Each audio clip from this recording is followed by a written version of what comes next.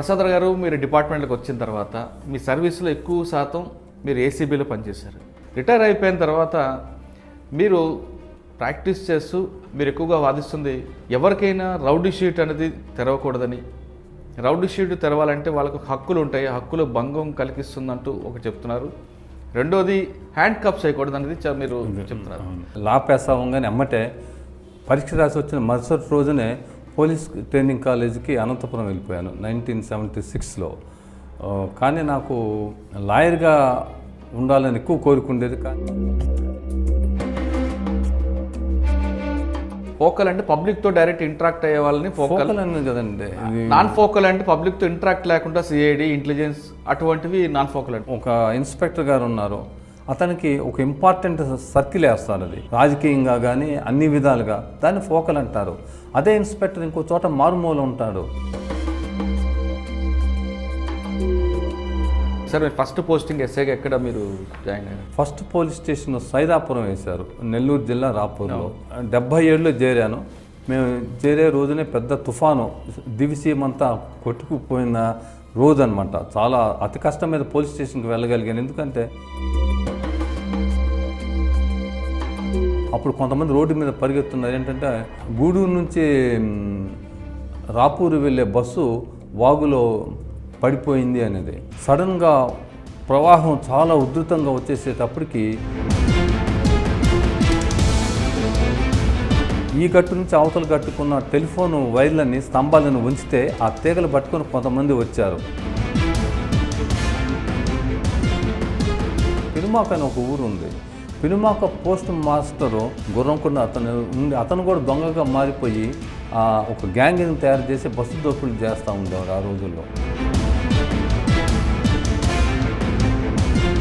మీరు నెల్లూరు నుంచి గుంటూరు వచ్చారు కావాలని, మళ్ళీ గుంటూరు నుంచి నెల్లూరు వెళ్ళడానికి రాజకీయ కారణాలు అంటున్నారు. ఆ కారణాలు ఏంటి? ఒక ప్రముఖ పత్రికా సంపాదకుడు మీద నేను క్రిమినల్ కేసు పెట్టాను. అతను ఆ రోజుల్లో కానీ నేనే ప్రభుత్వం, నాదే ప్రభుత్వం అనే విధానంగా ఉండేవాడు. పోలీస్ కమిషనర్ చేయలేని పని మనం వీడిని ఎందుకు ప్రొడ్యూస్ చేయకూడదు అని నా మీద ఆల్రెడీ ఉంది కదా, దాన్ని తీసుకొని నేను 499/500 కింద దీని కింద కేసు పెట్టేస్తే కమిషనర్ సిటీ పోలీసులు చేతగాంది మన చిన్న పోలీస్ స్టేషన్లో ఉండి మనం ఎందుకు తీసుకురాకూడదు, కోర్టు ముందు నిలబెట్టాలి అనేదే నా మెయిన్ ఎయిమ్. అది ఫుల్ఫిల్ అయిపోయింది.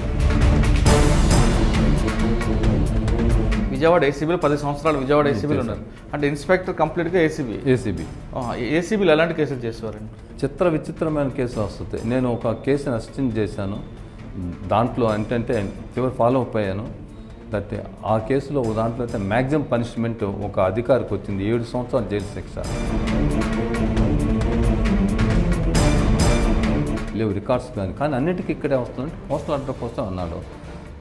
అది చాలా మెట్లు ఎక్కువ ఉన్నాయండి. అది నేల మీద నుంచి మెట్లు ఎక్కాలి, కానీ పార్కింగ్ ప్లేస్ లేదు దానికి. ఇంత హైట్ కట్టాడు, కింద పార్కింగ్ ప్లేస్ లేదు, కారు వస్తే రోడ్డు మీద పెట్టుకోవాలి ఏంటని చూస్తే అంతా. సార్ మీరు ఫస్ట్ నుంచి ఒక ఆర్గ్యుమెంట్ చేస్తున్నారు, ప్రధానంగా ఒక నిందితుడికి కానీ పోలీస్ స్టేషన్లో ఉన్న వాళ్ళకి కానీ హ్యాండ్ కప్స్ చేసే అధికారం లేదంటున్నారు. ఎందువల్ల? అసలు హ్యాండ్ కప్స్ చేసే అధికారం ఎవరిచ్చారండి? పోలీస్ డిపార్ట్మెంట్లో హ్యాండ్ కప్స్ కనుక వేస్తే ఆర్టికల్ 21 కింద 19 కింద అతన్ని చాలా డిఫర్మేషన్ చేశారు, అవమానపరిచినట్టుది. జ్యుడిషియల్ రిమాండ్లో ఉన్నటువంటి వ్యక్తిని నీ ఇష్టం వచ్చిన చోటకి కానీ ఇది కానీ తీసుకురాదు, కోర్టు యొక్క అనుమతితోనే చేయాలి. అలాగనే జైల్లో ఉన్నప్పుడు కూడా వేయకూడదు.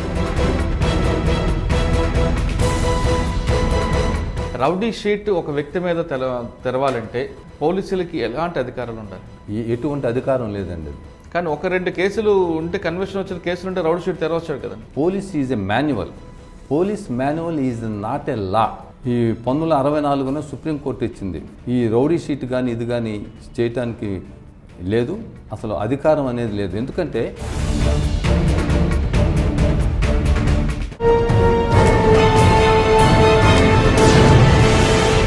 Welcome to crime diaries. ఈ వారం మన గెస్ట్ బెజవాడ కోర్టులో ప్రాక్టీస్ చేస్తున్న రిటైర్డ్ అడిషనల్ ఎస్పీ నెట్టం ప్రసాద్ గారు. ప్రసాదరావు గారు ఎస్ఐగా డిపార్ట్మెంట్లకు వచ్చి అడిషనల్ ఎస్పీగా రిటైర్ అయిన తర్వాత ఏసీబీ కేసుల్లోని ఎక్కువగా పనిచేసిన ప్రసాదరావు గారు తిరిగి అడ్వకేట్గా ప్రాక్టీస్ చేస్తూ ఏసీబీ కేసుల్లో ఎందుకు వాదిస్తున్నారు, ఏసీబీ కేసుల్లో గతంలో చేసుకొచ్చిన ప్రసాదరావు గారు ఇప్పుడు అడ్వకేట్గా వచ్చిన తర్వాత ఏసీబీ కేసుల్లో అన్ని కేసుల్లో ఎక్విటీ ఎందుకు తీసుకొస్తున్నారు, అంటే ఇన్వెస్టిగేషన్లో లోపాలా, లేదు తనకున్న ప్రాక్టీస్ తనకున్న అనుభవంతో ఎవరైతే అతనికి వస్తున్నారు క్లయింట్స్ వాళ్ళకి న్యాయం చేయడమా అనే విషయాల్ని ప్రసాదరావు గారు తెలుసుకుంది. ప్రసాద్ గారు నమస్కారం అండి. నమస్కారం అండి. ప్రసాదరావు గారు మీరు డిపార్ట్మెంట్కి వచ్చిన తర్వాత మీ సర్వీస్లో ఎక్కువ శాతం మీరు ఏసీబీలో పనిచేశారు, అంటే యాంటీ కరప్షన్ బ్యూరోలో ఎక్కువ పనిచేస్తూ కేవలం 10 సంవత్సరాలు మాత్రం. కేవలం 10 సంవత్సరాలు అంటే చాలా పెద్దదేనండి. మీ సర్వీసులు సగం మందులకు వెళ్ళింది. ఏసీబీ కేసులు ఉన్నప్పుడు ట్రాప్ కేసులు, డిఏ కేసులు, సర్ఫేస్ చెకప్లు చేసుకొస్తున్న ప్రసాదరావు గారు ఇప్పుడు మీకు ఒక ఆర్డర్ ప్రకారం ఎలాగ కేసులు చేయాలి, ట్రాప్ కేసుకి ఏం చేయాలి, డిఏ కేసులు ఏం చేయాలి అంటూ ఒక ఫార్మెట్ దీంట్లో వెళ్ళేవారు. మీరు రిటైర్ అయిపోయిన తర్వాత మీరు ప్రాక్టీస్ చేస్తూ అదే ఏసీబీలో ఉన్న వాళ్ళని ఎక్కడైతే డిఏ కేసులు ఉన్నాయో, ఎక్కడైతే ట్రాప్ కేసులు ఉన్నాయో ఆ కేసులను ఎక్కువగా వాదించడమే కాకుండా రొటీన్గా క్రిమినల్ కేసులు, సివిల్ కేసు కూడా చూస్తున్నారు. వీటితో పాటు అన్నిటికన్నా ఇంపార్టెంట్ మీరు ఎక్కువగా వాదిస్తుంది ఎవరికైనా రౌడీ షీట్ అనేది తెరవకూడదని, రౌడీ షీట్ తెరవాలంటే వాళ్ళకు హక్కులు ఉంటాయి, హక్కులు భంగం కలిగిస్తుందంటూ ఒకటి చెప్తున్నారు. రెండోది హ్యాండ్ కప్స్ వేయకూడదు అనేది మీరు చెప్తున్నారు. హ్యాండ్ కప్స్ అనేది కోర్టు పరిధిలో వేయకూడదా, లేదంటే పోలీస్ స్టేషన్లో వేయకూడదా, లేదా కోర్టుకి పోలీస్ స్టేషన్కి మధ్యలో గ్యాప్ వేయకూడదా, అసలు హ్యాండ్ కప్స్ అనేది ఎప్పుడు వేయాలి అన్నది ఇవన్నీ ప్రశ్నలకు సమాధానం చెప్పే ముందు ఒకసారి మీ నాన్నగారి బ్యాక్గ్రౌండ్, మీ ఫ్యామిలీ బ్యాక్గ్రౌండ్, మీరు ఎందుకు యూనిఫామ్ వేసుకోవాలనుకున్నారో చెప్పండి. నేను మామూలుగా 1976లో సివిల్ సబ్ ఇన్స్పెక్టర్గా లా పాస్ అవ్వగానే ఎమ్మటే పరీక్ష రాసి వచ్చిన మరుసటి రోజునే పోలీస్ ట్రైనింగ్ కాలేజీకి అనంతపురం వెళ్ళిపోయాను 1976లో. కానీ నాకు లాయర్గా ఉండాలని ఎక్కువ కోరిక ఉండేది. కానీ ఇంట్లో అప్పుడు పెద్దవాళ్ళ కోరిక మీద కాదు, నువ్వు పోయి పోలీస్ డిపార్ట్మెంట్లో చేరు, నీకు నీ అంతటి నువ్వు ఎటువంటి చేయకుండా వచ్చిందని వస్తే నేను వెళ్ళాను. అలా పోలీస్ డిపార్ట్మెంట్లో దాదాపు 36 సంవత్సరాలు పనిచేశాను. 76 నుంచి నేను 2011 ఆగస్టు 31 ఆగస్టు రిటైర్ అయిపోయాను. ఈలోపు నేను సబ్ ఇన్స్పెక్టర్గా జాయిన్ అయినప్పుడు తర్వాత ఇన్స్పెక్టర్గా, తర్వాత ఇన్స్పెక్టర్ నుంచి అంటే ఎస్ఐగా ఉన్నప్పుడే ఇన్స్పెక్టర్గా నుంచి నేను రిటైర్ అయిపోయిన దాకా నేను లూప్ లైనే ఉన్నాను. దాదాపు 25 సంవత్సరాలు లూప్ లైన్ ఉన్నాను. అంటే లూప్ లైన్ అంటే ఏంటండి? అంటే అదర్ దాన్ యూనిఫామ్ జాబ్ అనమాట. ఇప్పుడు లూప్ లైన్ అనుకుంటూ ఫోకల్, నాన్ ఫోకల్ అంటారు. కాదు లూప్ లైన్ అంటే ఫోకల్ అంటే ఏంటంటే బాగా ఆదాయం వచ్చేదాన్ని ఫోకల్ అంటారు యాక్చువల్గా చెప్పాలంటే. నాన్ ఫోకల్ అంటే పోలీస్ భాషలో అయితే ఎక్స్ట్రా ఇన్కమ్ రాని దాన్ని నాన్ ఫోకల్ అంటారు. అంటే సాధారణంగా పోలీసులో మీరు చెప్తున్న ఫోకల్, నాన్ ఫోకల్ అంటే ఫోకల్ అంటే మీరు అంటున్నారు ఇన్కమ్ అని అంటున్నారు. కానీ పోలీస్ ఆఫీసర్స్ చాలామంది పోలీస్ లాంగ్వేజ్లో ఫోకల్ అంటే పబ్లిక్తో డైరెక్ట్ ఇంటరాక్ట్ అయ్యే వాళ్ళని ఫోకల్ అని కదండి. నాన్ ఫోకల్ అంటే పబ్లిక్తో ఇంటరాక్ట్ లేకుండా సిఐడి, ఇంటెలిజెన్స్ అటువంటివి నాన్ ఫోకల్ అంటే. మీరు పూర్తిగా ఫోకల్ అంటే ఆదాయం కానీ అది మామూలుగా ఉపయోగించుకునేది. కానీ రియల్ మీనింగ్ వచ్చేసి ఇంపార్టెంట్. ఫోకల్ అంటే ఫోకస్ అంటే ఆ వ్యక్తిని గుర్తింపు. ఫోకల్ అంటే ఇది గుర్తింపు ఉండే పోస్టులు. ఇప్పుడు ఏసీబీ కూడా గుర్తింపే, సిఐడీలో పనిచేసాను గుర్తింపే, చాలా ఇంపార్టెంట్ దాంట్లో కూడా చేశాను. అవన్నీ గుర్తింపు. ఫోకల్ అనేది నాన్ ఫోకల్ అనేది మనం కల్పించుకున్నదే. అన్ని ర్యాంక్స్లో, అన్ని ఉద్యోగాలు, అన్ని డిపార్ట్మెంట్స్ ఈక్వలే. కానీ పోలీసు టెర్మినాలజీలో ఫోకల్ అంటే లా అండ్ ఆర్డర్, పబ్లిక్తో డైరెక్ట్ ఇంటరాక్ట్ అయ్యేది మాత్రమే. నాన్ ఫోకల్ అంటే మీరు అన్నట్లు సిఐడి, ఏసీబీ, ఇంటెలిజెన్స్ ఇటువంటివన్నీ వస్తుంది. యాక్చువల్గా వాళ్ళు అనుకునేది అంటే ఫోకల్ అంటే ఇంపార్టెంట్ పోస్ట్ అని, నాన్ ఫోకల్ అంటే అన్ఇంపార్టెంట్ అని. ఫోకల్ అంటే మీ మీనింగ్ చెప్పండి. ఇప్పుడు నేను ఇందాక చెప్పిన మీనింగే ఇన్నర్ మీనింగ్. అది బయట మీనింగ్ ఏమైనా ఉండొచ్చు, కానీ ఫోకల్ అంటే ఇంపార్టెంట్. ఉదాహరణకి ఒక ఇన్స్పెక్టర్ గారు ఉన్నారు, అతనికి ఒక ఇంపార్టెంట్ సర్కిల్ వేస్తారు. అది చాలా ఇంపార్టెంట్. అది రాజకీయంగా కానీ అన్ని విధాలుగా దాన్ని ఫోకల్ అంటారు. అదే ఇన్స్పెక్టర్ ఇంకో చోట మారుమూల ఉంటాడు, అదే ర్యాంక్, సేమ్ ర్యాంక్, దాన్ని నాన్ ఫోకల్ అంటారు. యూనిఫామ్లో కూడా పోలీస్ భాషలో అది దాన్ని ఇదే పోస్టుని నా ఫోకల్ అంటారు, అది నాన్ ఫోకల్ అంటారు. అది అవసరాన్ని బట్టి కన్వీనియన్స్ బట్టి అనువదించుకుంటారు. కానీ పలాని పోస్టులు ఫోకల్ అని, పలాని పోస్టులు నాన్ ఫోకల్ అని ఎక్కడ పోలీస్ మాన్యువల్లో కానీ ఫోకల్ అంటే పొలిటికల్ ప్రెజర్ ఉండి ఇన్కమ్ సోర్స్ ఎక్కువ ఉంటేనా అని అది ఇన్నర్ మీనింగ్. ఎక్కడ నిర్వచనం లేదు ఏది ఫోకల్ అనేది. ఇంగ్లీష్ డిక్షనరీలో తప్పితే ఫోకల్ అంటే ఇంపార్టెంట్ దాన్ని, అంతకు తప్పితే లోకల్గా పోలీస్ మాన్యువల్లో కానీ ఎక్కడ ఫోకల్ పాయింట్ అని నాన్ ఫోకల్ అని లేదు.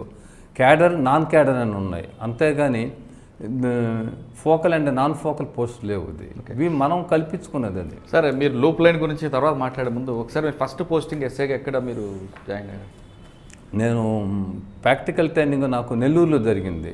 నెల్లూరు 4th టౌన్ పోలీస్ స్టేషన్లో జరిగిన తర్వాత నాకు ఫస్ట్ పోలీస్ స్టేషన్ సైదాపురం వేశారు, నెల్లూరు జిల్లా రాపూర్లో. అక్కడ 1979 అది నా ఫస్ట్ పోస్టింగ్. 77లో చేరాను. మేము చేరే రోజునే పెద్ద తుఫాను దివిసీమంతా కొట్టుకుపోయిన రోజు అనమాట. చాలా అతి కష్టం మీద పోలీస్ స్టేషన్కి వెళ్ళగలిగాను, ఎందుకంటే వాగులు వంకలను పొర్లి వెళ్ళటానికి కూడా కష్టంగా ఉంది. తర్వాత 1979లో మా పోలీస్ స్టేషను ముందు, అంటే నేను టెంపరీగా ఒక జడ్పీ వాళ్ళ గెస్ట్ హౌస్లో పెట్టాను police station. Main police station తుఫాన్కి కూలిపోతే అప్పుడు కొంతమంది రోడ్డు మీద పరిగెత్తున్నారు. ఏంటంటే గూడూరు నుంచి రాపూరు వెళ్ళే బస్సు వాగులో పడిపోయింది అనేది. సరే, నేను కొంతమందితో అక్కడికి వెళ్తే బస్సు కాజ్వే అంటారు, కల్వర్ట్ అంటారు, కాజ్వే జారి పడ్డది. వర్షం పైనుంచి వెంకటగిరి వాగు ఇవన్నీ వస్తూ ఉంది, కిటికీల దాకా వచ్చేసింది. జనం అంతా అప్పుడు తమాషా చూస్తున్నారు, కాసేపు ఉంటే తగ్గిపోతుందని. బస్సు మీద కొంతమంది ఎక్కారు, మిగతా రాకపోయేటప్పటికి సడన్గా ప్రవాహం చాలా ఉధృతంగా వచ్చేసేటప్పటికి బస్సు ఇటు ఉన్నది పడిపోయేటప్పటికి చాలామంది నీళ్ళలో పడి కొట్టుకుపోతున్నారు. అది చూసి నేను ఏం చేశానంటే, బస్సు పైన నిలబడే వాళ్ళకి ఎటువంటి ఆధారం దొరకలేదు. అందుకని ఈ గట్టు నుంచి అవతల గట్టుకున్న టెలిఫోన్ వైర్లని స్తంభాలను ఉంచితే ఆ తీగలు పట్టుకొని కొంతమంది వచ్చారు, ప్రాణాలతో బయటకు మంది వచ్చారు. దాదాపు నేను చిన్నప్పటి నుంచి నాకు స్విమ్మింగ్ అంటే ఇష్టం. ఆ స్విమ్మింగ్లో ఈత రాబట్టి నేను ఇంకొక యానాది అతను కలిసి ఒక 4-5 రక్షించాం. మా వలన దాదాపు 23 మంది ప్రాణాలు రక్షించుకోగలిగారు. ఆ ప్రమాదంలో 80 మంది కొట్టుకొని వెళ్ళిపోయారు, అసలు ఎక్కడ దొరకదు కూడా శవాలు. తర్వాత గవర్నమెంట్ వారి నేవీ, ఇంజనీరింగ్ డిపార్ట్మెంట్ మద్రాసు నుంచి కూడా వచ్చింది వీటి గురించి రక్షించడానికి. అది చాలా ఇన్సిడెంట్. ఆ సందర్భంలో నాకు ప్రైమ్ మినిస్టర్ పోలీస్ మెడల్, దాని తర్వాత జీవన్ రక్షా మెడల్ కూడా వచ్చింది.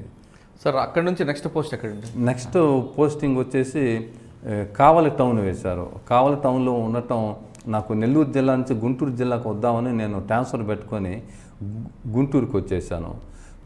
గుంటూరుకు వచ్చిన తర్వాత గుంటూరు జిల్లాలో నా first police station Tadepalli police station. ఇక్కడ తాడేపల్లి నుంచి తర్వాత దాచేపల్లి. అంటే తాడేపల్లిలో అప్పటికి దొంగలు కొంతమంది ఉండేవారు కదండి. తాడేపల్లి ఉన్నదంటే అది చాలా ఇంపార్టెంట్. అప్పుడు ఏం చేసి సీతానగరం అని సెటిల్మెంట్ ఉండేది, old settlement.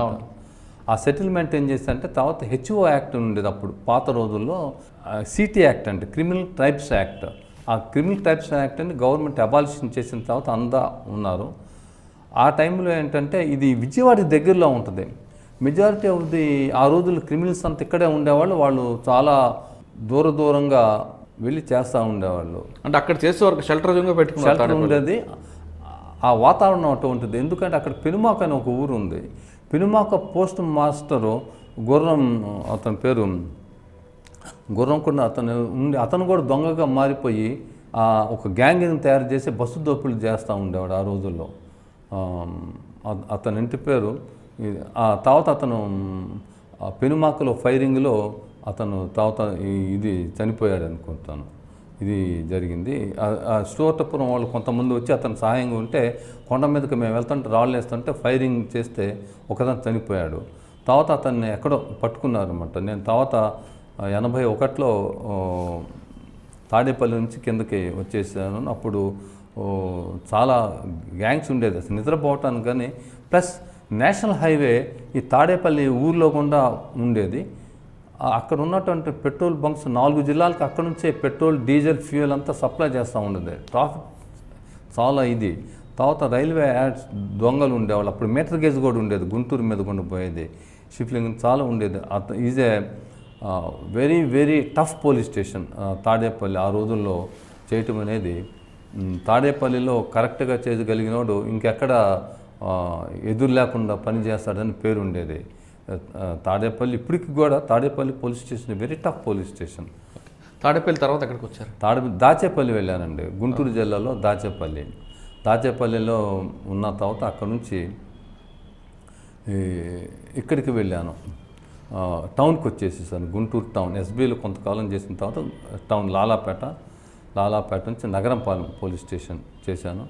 Nagarampalem police station చేస్తుండగా మాచర్ల పోలీస్ స్టేషన్కి వెళ్ళాను. అక్కడ కొద్ది కాలంలో పనిచేసిన తర్వాత మళ్ళా గుంటూరు టౌన్ నుంచి ఇక్కడికి Arundelpet police station law and order వేశారు. లా అండ్ ఆర్డర్ నుంచి తర్వాత నేను ఎస్బీకి వెళ్ళి అక్కడ నుంచి తిరిగి నెల్లూరు వెళ్ళాను. కొంత రాజకీయ కారణాల వల్ల ఇవన్నీ పెట్టి వెళ్తే నెల్లూరు 2 టౌన్ పోలీస్ స్టేషన్. అంటే మీరు నెల్లూరు నుంచి గుంటూరు వచ్చారు కావాలని, మళ్ళీ గుంటూరు నుంచి నెల్లూరు వెళ్ళడానికి రాజకీయ కారణాలు అంటున్నారు. ఆ కారణాలు ఏంటి? అప్పట్లో ఏం జరిగింది? ఒక ప్రముఖ పత్రికా సంపాదకుడు మీద నేను క్రిమినల్ కేసు పెట్టాను. అతను ఆ రోజుల్లో కానీ నేనే ప్రభుత్వం, నాదే ప్రభుత్వం అనే విధానంగా ఉండేవాడు. నా మీద తప్పుడు కేసు ఒకటి న్యూస్ పేపర్లో పబ్లిష్ చేస్తే దాని మీద నేను డిఫమేషన్ కేసు వేసాను. ఏమని రాశారు మీ మీద? రొయ్యలు ఇవ్వకపోతే తోలు ఒలుస్తానని హెడ్డింగ్ వేశారు.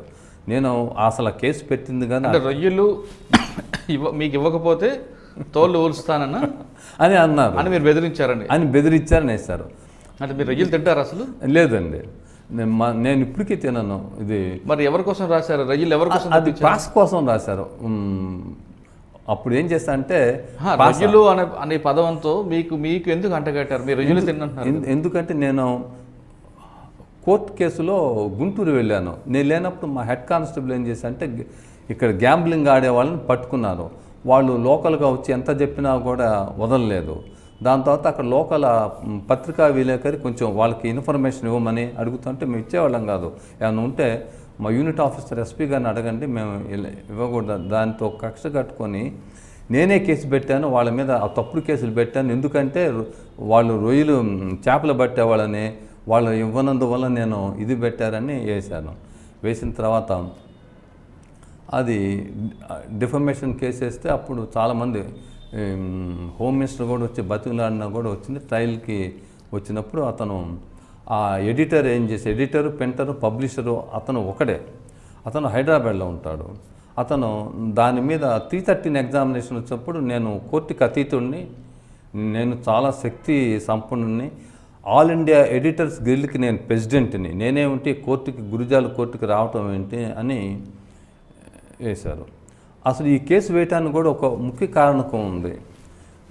నేను 1982 ఆ ప్రాంతంలో అసెంబ్లీ ఆ సదర్ ఎడిటర్కి ఒక నోటీస్ ఇచ్చింది, to produce him before the assembly అని. ఇలాగనే కొంత రాజకీయంగాను రూలింగ్ పార్టీ మీద కొన్ని వార్తలు రాస్తుంటాయి. 82 ఆ ప్రాంతంలో వాళ్ళు పోలీసు కమిషనర్కి ఇచ్చినా కూడా వారెంట్ అతని మీద అమలు జరపకుండా వచ్చారు.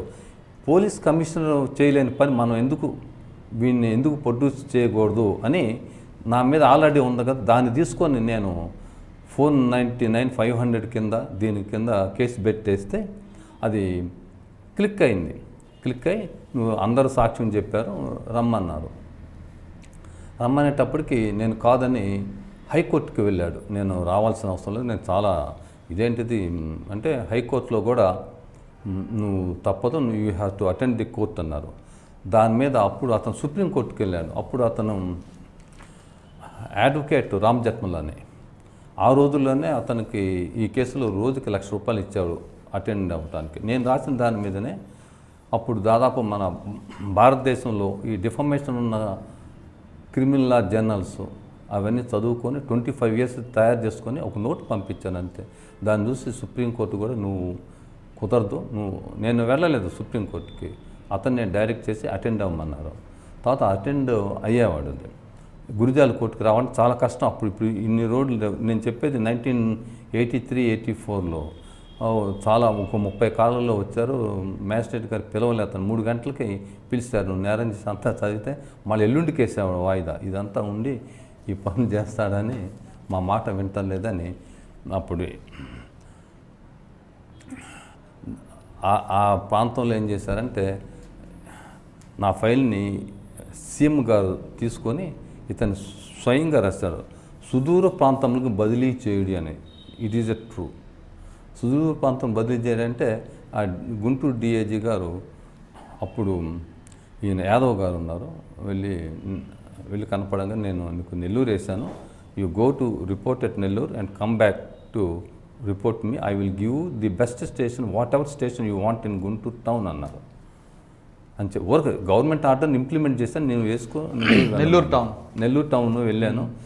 నెల్లూరు టౌన్ వెళ్ళంగానే ఈలోపు ఏసీబీ వాళ్ళు నన్ను అడుగుతున్నారు, నువ్వు వచ్చేసే ప్రసాద్ ఇక్కడ ఎందుకు నీకు పొలిటికల్గా పడదు, రాజకీయంగా నువ్వు ఉండలేవు అని అడిగితే అప్పుడు నా ఫ్యామిలీ కూడా గుంటూరు నుంచి నేను షిఫ్ట్ వస్తుందని తెలిసి వాళ్ళు విజయవాడ వచ్చేసారు.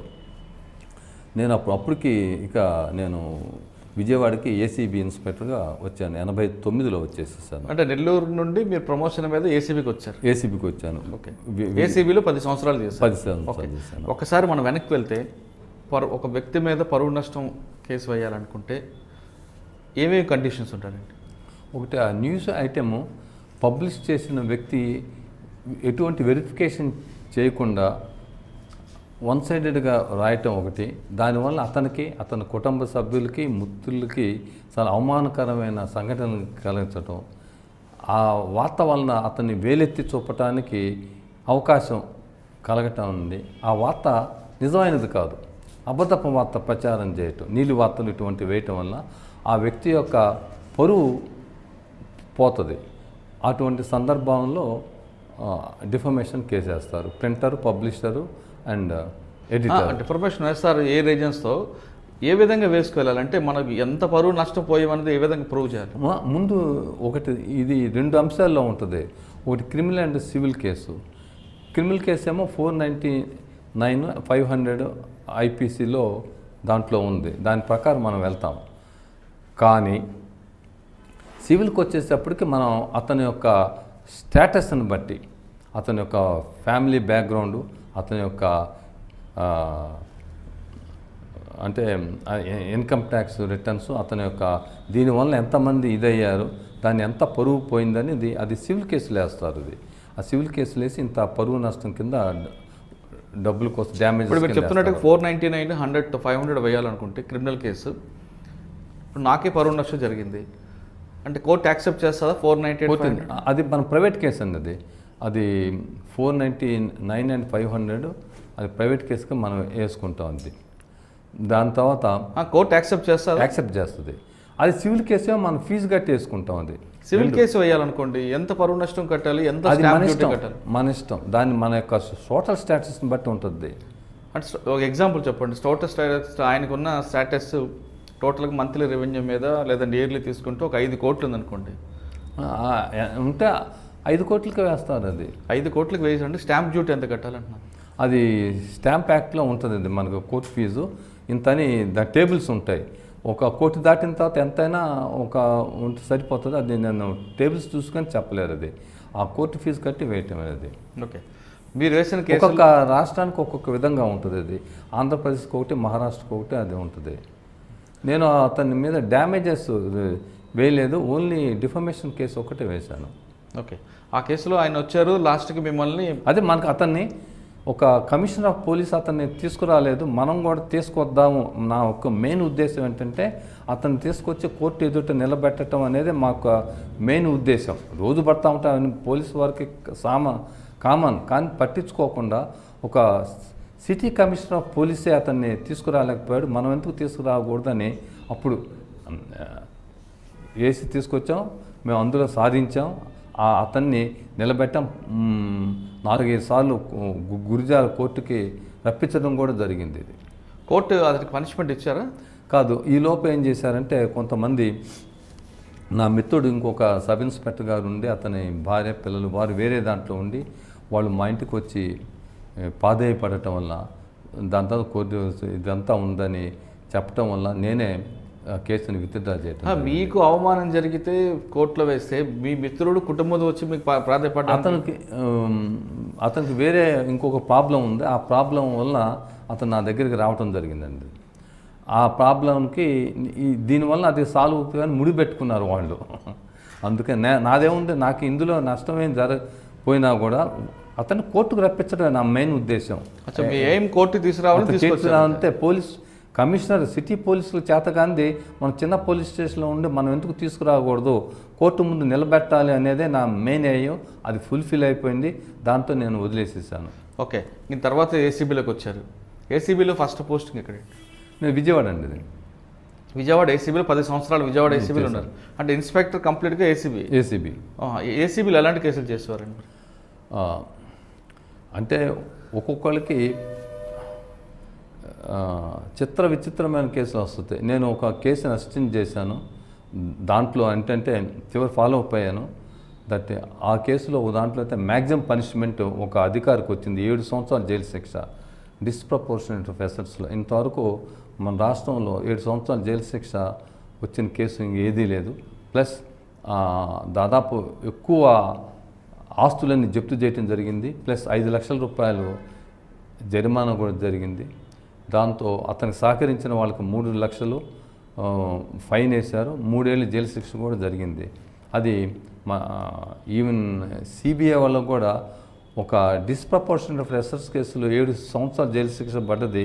బహుశా ఇదేని అనుకుంటాను. ఇది సార్, ఏసీబీలో డిఏ కేసుల్లో శిక్ష పడింది మీరు చేసిన కేసు అని చెప్తున్నారు. శిక్ష పడాలంటే ఎలాంటి గ్రౌండ్స్లో మీరు ఇన్వెస్టిగేషన్ చేసుకొచ్చారు? ఇన్వెస్టిగేషన్ అనేది అది ఒక టాలెంట్ అండి. అది ఇన్వెస్టిగేషన్లో మనం పర్ఫెక్ట్గా చేయాలి. ఇన్వెస్టిగేషన్లు అంటే అతనికి ఉన్న ఆస్తులు ఇతను ఎలా అక్రమంగా సంపాదించాడని రుజువు చేయాలి. రుజువు చేయడానికి కొన్ని గైడ్లైన్స్ ఇచ్చింది సుప్రీంకోర్టు. ఆ గైడ్లైన్స్ ప్రకారం ఉన్నాయా లేవా అవి దాని ప్రకారం చేసుకోవటం, అతనికి రీజనబుల్ ఆపర్చునిటీ ఇవ్వటం, ఆపర్చునిటీలో చెప్పలేకపోవటం, అవన్నీ చెప్పి ఇతనికి ఇంత ఆస్తిని కూడగట్టుకోవటానికి ఇతని దగ్గర స్తోమత లేదు, దాని తర్వాత ఎవడైతే ఉన్నాయో అవన్నీ నిరూపించాలి. ఒక్కొక్క కేసును బట్టి ఒక్కొక్కటి ఉంటుందండి. అది ఇప్పుడు సాధారణంగా డిఏ కేసుల్లో మీరు ఆదాయం మించి ఆస్తులు, ఆదాయం ఎంత వచ్చింది, ఖర్చు ఎంత వచ్చింది, ఖర్చు మీద రూపాయి ఎక్కువ ఉన్నా అతనికి ఎక్కువ ఉందని చెప్పి కేసు నమోదు చేస్తారు. మీ వాళ్ళందరూ వెళ్తారు, దాడులు చేస్తారు, సోదాలు చేస్తారు. ఆదాయం మించి అక్రమాస కేసుల్లో ఫలానా XYZ ఆఫీసర్ అని చెప్పి పేపర్కి ఇస్తారు. అంతేకాకుండా ఆ రోజు మార్కెట్ విలువ ఎంత ఉంది, గవర్నమెంట్ వాల్యూ ఎంత ఉందని కోట్లు లేదంటే ఏసీబీ వలలో తిమింగలాలు అని పేపర్లో కూడా వస్తాయండి. ఇప్పుడు ఒక్క నిమిషం అండి.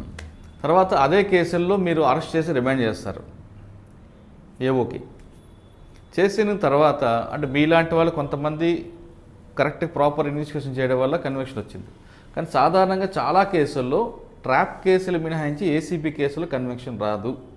ఎందుకంటే ఆయన ఆదాయం తర్వాత మార్పించుకోవడమో, లేదంటే భూముల గురించో, లేదా రేట్లు పెంచాయనో, లేదా మా తాత ముత్తాతల ఆస్తని ప్రూవ్ చేసుకుంటూ వస్తుంటారు.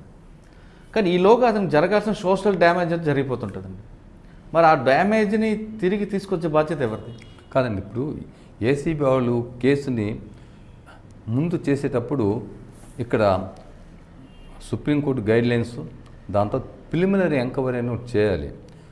చాలా స్పీడ్ వర్క్ చేస్తారు. కేసు రిజిస్టర్ చేయడానికి ముందు చాలా స్పీడ్ వర్క్ చేసి మేము అనేక టేబుల్స్ వేసుకుంటాం. ఏ విధంగా వస్తుంది, వాటి డిఫెన్స్ ఏముంటుంది, అవన్నీ తీసుకొని 100% ష్యూర్ అనుకున్నప్పుడే మేము సోర్స్ రిపోర్ట్ ఇవ్వటం జరుగుతుందండి. అప్పుడు వస్తుంది. ఏదో కొంతమంది పొలిటికల్ వెండెట్టా మీద ఎవరో మీద కక్ష కట్టి సాధించి అప్పటికప్పుడు వేస్తే ఆ కేసులో నిలవండి. దాని తర్వాత ఎవరు బట్టి అది చేసేది కాదు. This is a special act. ACB కేసులు ఇన్వెస్టిగేషన్ చేయాలంటే ఇన్వెస్టిగేటింగ్ ఆఫీసర్కి సర్టెన్ క్వాలిటీస్ ఉండాలి, క్వాలిఫికేషన్స్ ఉన్నది. సార్, మీ సర్వీస్లో 10 సంవత్సరాలు ఏసీబీలో చేశారు. ఒక కేసులో మీరు కన్విక్షన్ తీసుకొచ్చారు. చాలా నా ట్రాప్ కేసుల్లో ఏది పోలేదండి. అది ట్రాప్ కేసులో కన్విక్షన్ అనేది ఉంటుంది, ఎందుకంటే ఎవిడెన్స్ ఉంటుంది, కంప్లైంట్ ఉంటాడు, అన్నీ ఉంటాయి. కానీ డిఏ కేసుల్లో మీరు చేసిన కేసుల్లో అక్విటెడ్ కేసులు ఏమైనా ఉన్నాయా? శిక్ష పడని కేసులు శిక్ష పడనంటేది శిక్ష పడనంటే ఒకే ఒక కేసులో ఉంది అది. ఓకే, ఆ కేసు గురించి చెప్పండి. అది ఎందుకంటే అది కొన్ని కారణాల వలన అది కేసు ఎక్విట్ అయింది. దాని తర్వాత మేము ఫాలోఅప్ యాక్షన్ ఉండాలండి. ఇప్పుడు మా టైంలో ఆ కేసు ఎందుకు శిక్ష పడిన ఎందుకంటే నెక్స్ట్ ఐఓ ఫాలోఅప్ అవ్వాలి. మా టైంలో మేము రోజు కోర్టుకు వచ్చి సాక్షులంతటిని బ్రీఫ్ చేసుకొని ఎలా చేయాలి ఇవన్నీ వెళ్ళేవాళ్ళం. ఎవరో పెట్టిన కేసులో కూడా మేము ప్రతిరోజు కోర్టుకు వచ్చి పీపీ గారితో మాట్లాడి ఇదిగోండి ఈ సాక్షి చెప్పి ఆ సాక్షి చెప్పడం, డాక్యుమెంట్స్ని ప్రజెంటేషన్ చేస్తాం, కోర్టులోనే ఉండేవాళ్ళం.